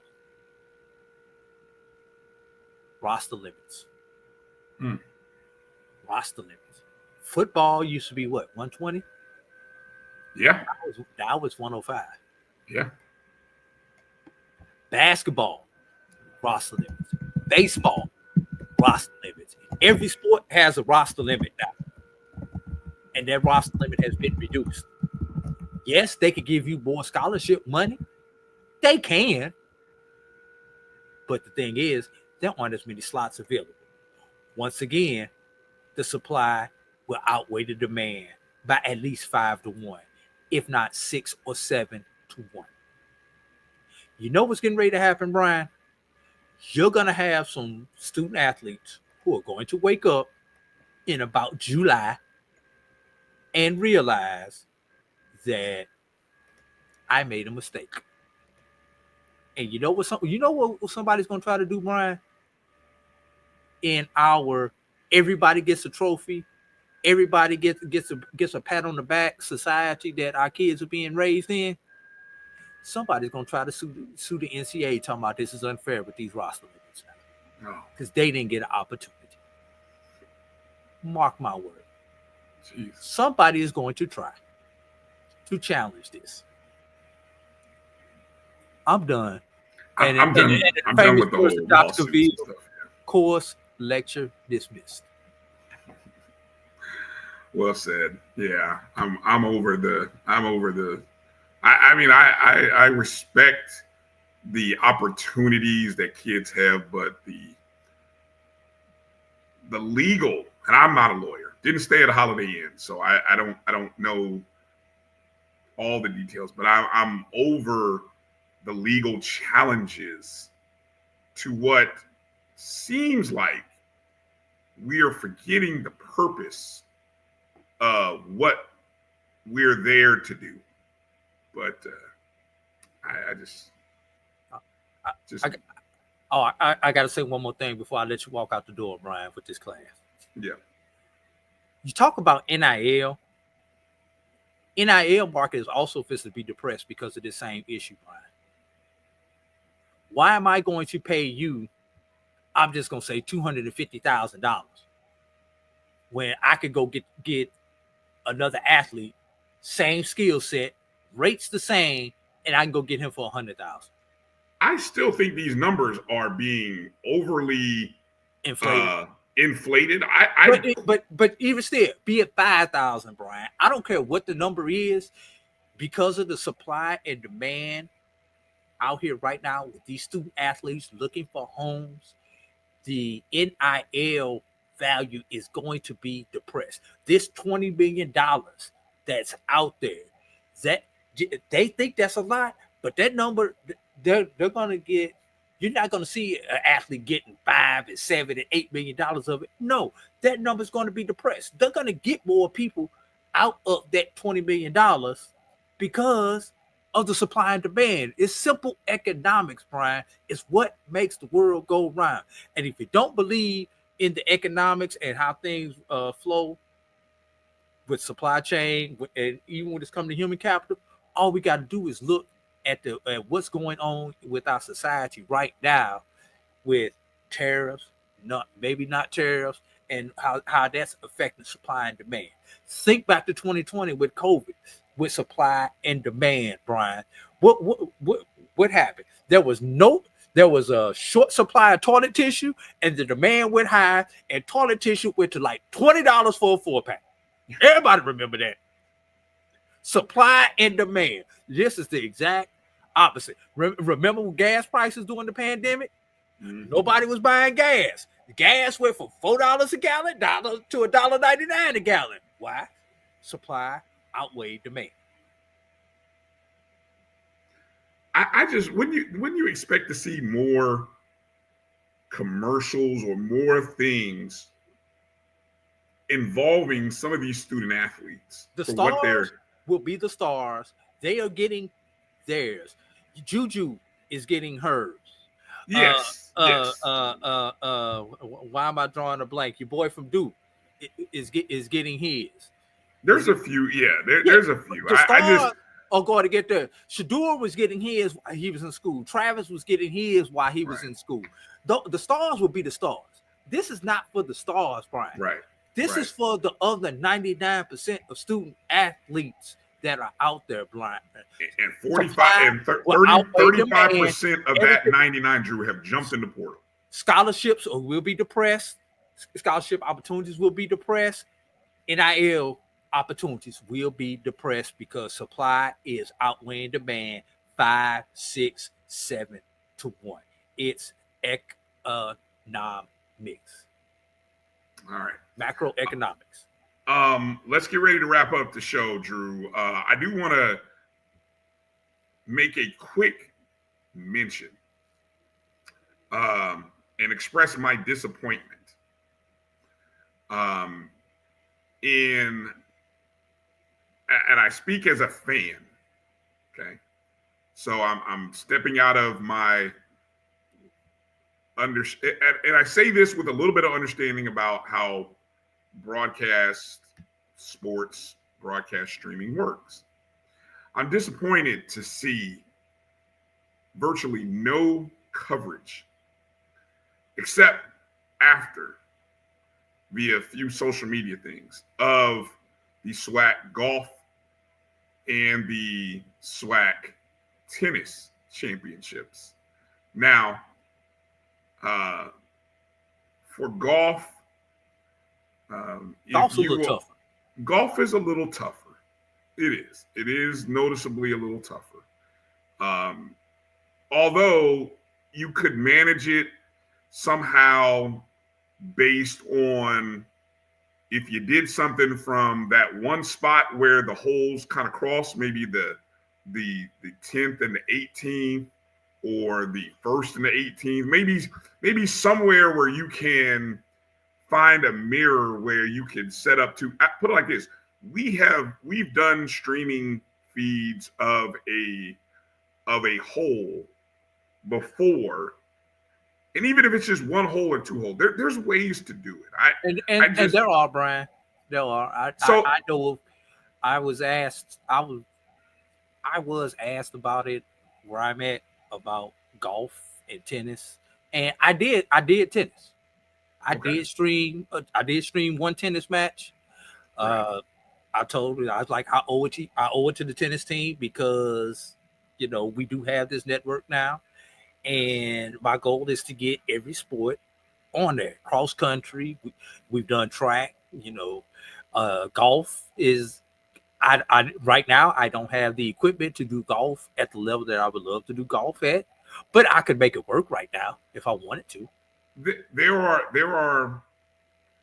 ways. Golf may be tough, and I'm not talking about following a golfer around. I'm not really. I'm just saying, really set yourself up. Select holes.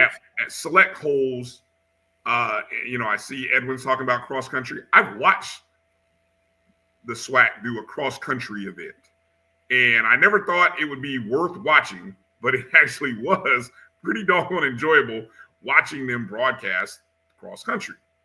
And I think I would think tennis would be so much easier because you could literally set up one camera and capture the front court and the back court. And really, if you can play you may not have audio, but if there was a way that you could broadcast the score, that could help. But let me just get to the bigger picture here, Drew. Hold on. Let me finish. And I'm gonna let you can close it out with your retort to my thing. The disappointing part for me is that when you have your blue blood top programs competing for the championship, and I'm just going to take tennis, where you had dramatic semifinals that went 7 sets. You had the 2 Alabamas. In the women's side, you had the 2 Alabama schools, Jackson State and FAMU. You know those fan bases. They want to beat each other. It doesn't matter. We could put a checkers tournament on, and all we had to do is slap some colors on the opponents who are playing checkers, and we will rally behind our school. That's how passionate our fan bases are about beating the other teams. And yes, if we can add another conference title to the conference championship totals, and we can say that we have more championships than so-and-so school, that adds to the rivalry, and it gets the social media buzzing, and it adds to the whole fervor that comes around in the fall. It'll come even really deep in baseball next month and softball. But don't forget about these Olympic sports and the opportunities to not just tell stories, because I've said this about bowling before too. Bowling is I don't watch bowling, but if I were able to know the student athletes that are participating, and if you're able to have someone who knows the sport, who can explain what is happening, be that color commentator, you can build and grow an audience. And I say that to my friends at the SWAC, that it's time to start broadcasting or finding a way to bring more content. Because for whatever reason, the good old partners at HBCU Go, I don't know what the hell they're doing. They're not supplying nearly the number of events that they swore up and down that they were providing or going to provide via that original press release. And yes, they've given some money, great. But I mean, I don't even know if they're still in existence. No, they still are. I'm sorry. Let me not say that. Okay. I know they're still in existence, but I don't know I don't understand what they're doing. But anyway, I say all that because guess what's coming up this week? The MEAC is hosting their tennis championships from Cary Tennis Park in Cary, North Carolina. And I saw this today on their press release. It's a 2-day event, the 24th through the 26th. Streaming on ESPN Plus, the 25th and 26th. That's the semifinals and finals. So congratulations to the MEAC for figuring it out. I want the SWAC to lean in on making these non-major sports, and of course we all know the major sports, right? Football, basketball, baseball, softball, volleyball. Okay. Outside of those, give us a little something. You don't have to give us the whole season, but when it gets to be tournament time, give us something. Give us something. This would have been a great week. This would have been a great day. It's a slow day. It could have happened. I feel like it could have happened, but yes, Dave, I will give credit to the MEAC for making sure all of their championships are streamed. So credit to them. And I just wish our friends at the SWAC would find a way to make it happen. And, I say that and offer our our help and assistance and whatever we can do to help make it happen. We'd love to, and I'm not even pitching for us to be a part of it, Drew. I just want to see it. I want to be able to flip on the TV. And again, this is 2025. 2025.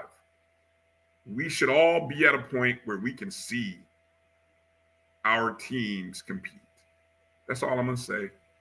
And I'll turn it over to you now, Drew, to close this out. Bryan, I would love for you to extend your invitation that you just extended to the SWAC for the broadcasting their Olympic sports to the other two conferences on the Division II level. That being the CIAA and the SIAC. And I hate to say it, Bryan, but hell, even the HBCU AC is doing a better job in some sports than our Division II and Division I brethren are doing in other sports. So, Bryan, I am with you. But I will say this, from where I sit at, from the institution that I sit at, I control what I can control, Bryan. I can control what goes out to the Maroon Tiger Nation from Morehouse. And our goal for 25-26, Bryan, is at least that all home events are streamed. And where there's no stream available on a road event, that we have either video or audio on those said road events. That's our goal. It may be another year away before we get to 100%, but Bryan, we're going to control what we can control. And I implore our conferences to do the same thing and make the investment.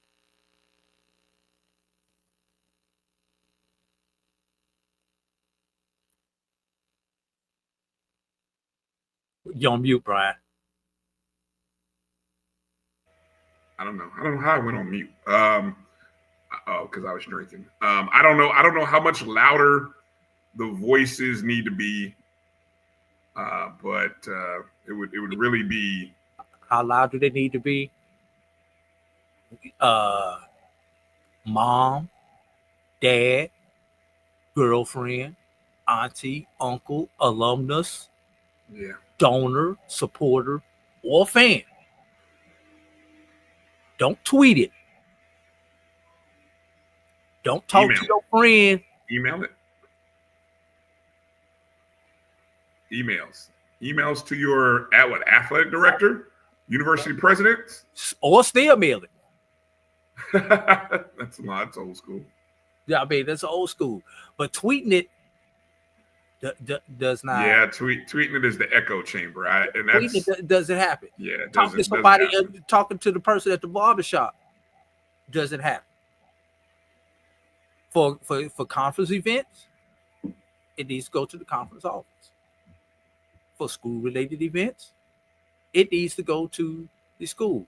One thing I will tell you, who not to email or tweet or whatever, is your director of athletic communications or your sports information director. Because now, and I will tell you this, 9 times out of 10, we know what needs to happen. It's not us. Email your presidents, email your athletic directors, email the people in finance who control the budgets. Hey, $1 million operation, $5 budget. All right. Let's pack it up and get out of here, Drew. Thank you to everybody for tuning in and watching the show tonight. Again, we hope that you had a blessed Easter, and I want to encourage you to download the podcast on the BCSN Pod Zone, available on your favorite podcast platforms such as Spotify, Amazon Music, iHeartRadio, Apple Podcasts, and more. Just do a search, BCSN Pod Zone, and wherever you find us, download the show, rate, review, subscribe. All of that helps the algorithm. Shows are going up daily within 24, 36 hours at the latest. All of the shows that are part of the Black College Sports Network, our show, Dr. Cavill's Inside the HBCU Sports Lab, the Carlos Brown Show on Saturdays, the O&G Strike Zone on Wednesdays, the Indy Report in the middle of the week. All of those shows you can find on the BCSN Pod Zone. And so we appreciate your patronage, your support. You can always choose to join our JBN online channel, and that helps support the Black College Sports Network. Or you could also send any kind of donation via Super Chat, or you can send something to the donation to the Cash App, $MyJBN and my BCSN. All right, I'm gonna get ready for some playoff basketball. I'm really hooked in and want to see what this Golden State Houston game is gonna look like tonight. So that's what I'm locked in watching tonight. What's your final word, final thought, Drew? So we can close out. I've meant to cover this. I've got to do this. SIAC regular season softball is over. So they will begin their tournament a week from tomorrow. Just want to go over the top seeds quickly, Brian. In the East, Edward Waters finished first in the East, 18-6. Albany State second, 14-8. Fort Valley third, 15-9. And Benedict finished fourth at 12-12. And in the West, Tuskegee finished 20-2.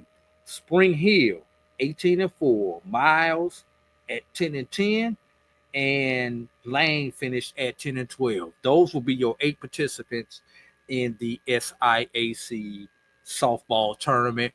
1 weekend, 1 3-game series left in SIAC baseball, Brian. And HBCU AC baseball tournament is this week, and I believe the softball tournament is also this week occurring this week also. So on the lower levels, it's tournament time. So if you stay near those areas or you follow somebody, following one of those teams, make sure you support them either in person or online if it's available. My bad. Yeah, good point.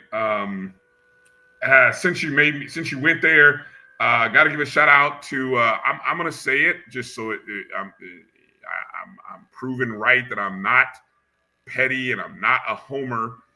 Shout out to Bethune-Cookman baseball, good friend of the program, Coach Johnny Hernandez. The Wildcats swept our beloved Rattlers 3-0 at the historic Sanford Memorial Stadium. I went to games 1 and 2, Drew, and I didn't go to game 3 because I thought it was me, but it was not me. It was Bethune's pitching that was so good. I think the most runs they allowed FAMU at any game was maybe 3 runs. But anyway, they did an outstanding job. Their bats are hot. The Wildcats are in first place all by themselves with, I think, about a 3-game lead over 3 schools in baseball. 3-game lead over FAMU, Grambling. Nope. Hold on. Did I have it right? Yep. FAMU, Texas Southern, and Grambling. 3-game lead overall. And we're just at the halfway point. So the second half of the baseball season started this past weekend. And Bethune has a 3-game lead. They won every series this season in the SWAC, all 6 of them. There's 5 more to go. And they look, no, I'm sorry, not 5 more. 4 more to go. 4 more series to go. They look really good.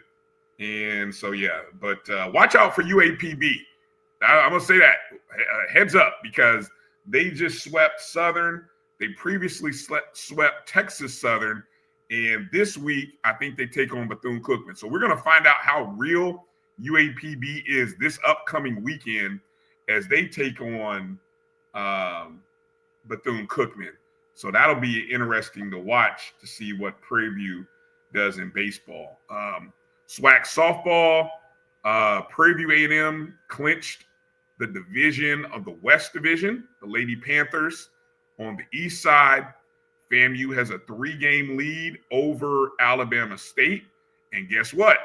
This upcoming weekend in Montgomery, FAMU travels up to take on their former coach, Coach P, and has a 3-game lead. So all FAMU has to do is win one, and they will have clinched the East Division. But should they lose all 3, and I hate to speak that, even say it, but should Coach P and the Lady Hornets get the win, they would create a tie and for first place. And I don't know what the tiebreakers are, but that's what that. What would that put the season series?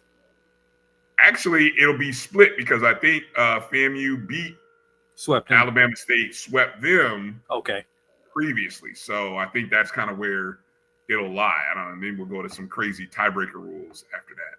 It's usually record against next best. Okay, so next best is probably Bethune. And I think we'll see where that is. Over on the MEAC side, MEAC softball, Howard versus Norfolk State this upcoming weekend. Next weekend, Howard has a 12-game winning streak. The Lady Bison, they take on, they're in first place, 17-1 record, taking on Norfolk State, who are in second place, 14-4. So 3-game series coming up. You can do the math. If Norfolk State can win all 3, you got a tie for first place. All Howard has to do is win one, and they win the regular season title in the MEAC softball. So, one last one, softball, quickly, CIAA. I'll just go over the division leaders. North Division, Bowie State, 11-0, 4-0 in the division. And in the South Division, Winston-Salem State is 10-3, 6-0 in the division in CIAA softball. All right. Now we're officially done. So now we can close up the shop and say hello, or excuse me, not say hello, but say goodbye to everybody for watching. I see you, Edwin. I love Coach P. But I told her I wanted to have success, except when she plays FAMU. So there it is. So, but anyway. Thanks for watching the show, guys. Hit the thumbs up and the like button as you leave. Please share the show with your friends and family. If you have tomorrow off for Easter Monday, enjoy it. If you got to go back to work, have a blessed Monday. Don't forget FAMU press conference introducing Charlie Ward, 10 a.m. tomorrow. So that'll be something to look forward to. And that's it. So for A.D. Drew, I'm Bryan Fulford. Thanks for watching the BCSN SportsWrap right here on the Black College Sports Network. Have a great week, everybody, and we'll see you next Sunday. Peace out. Travel light, everybody. Wow. But you stay on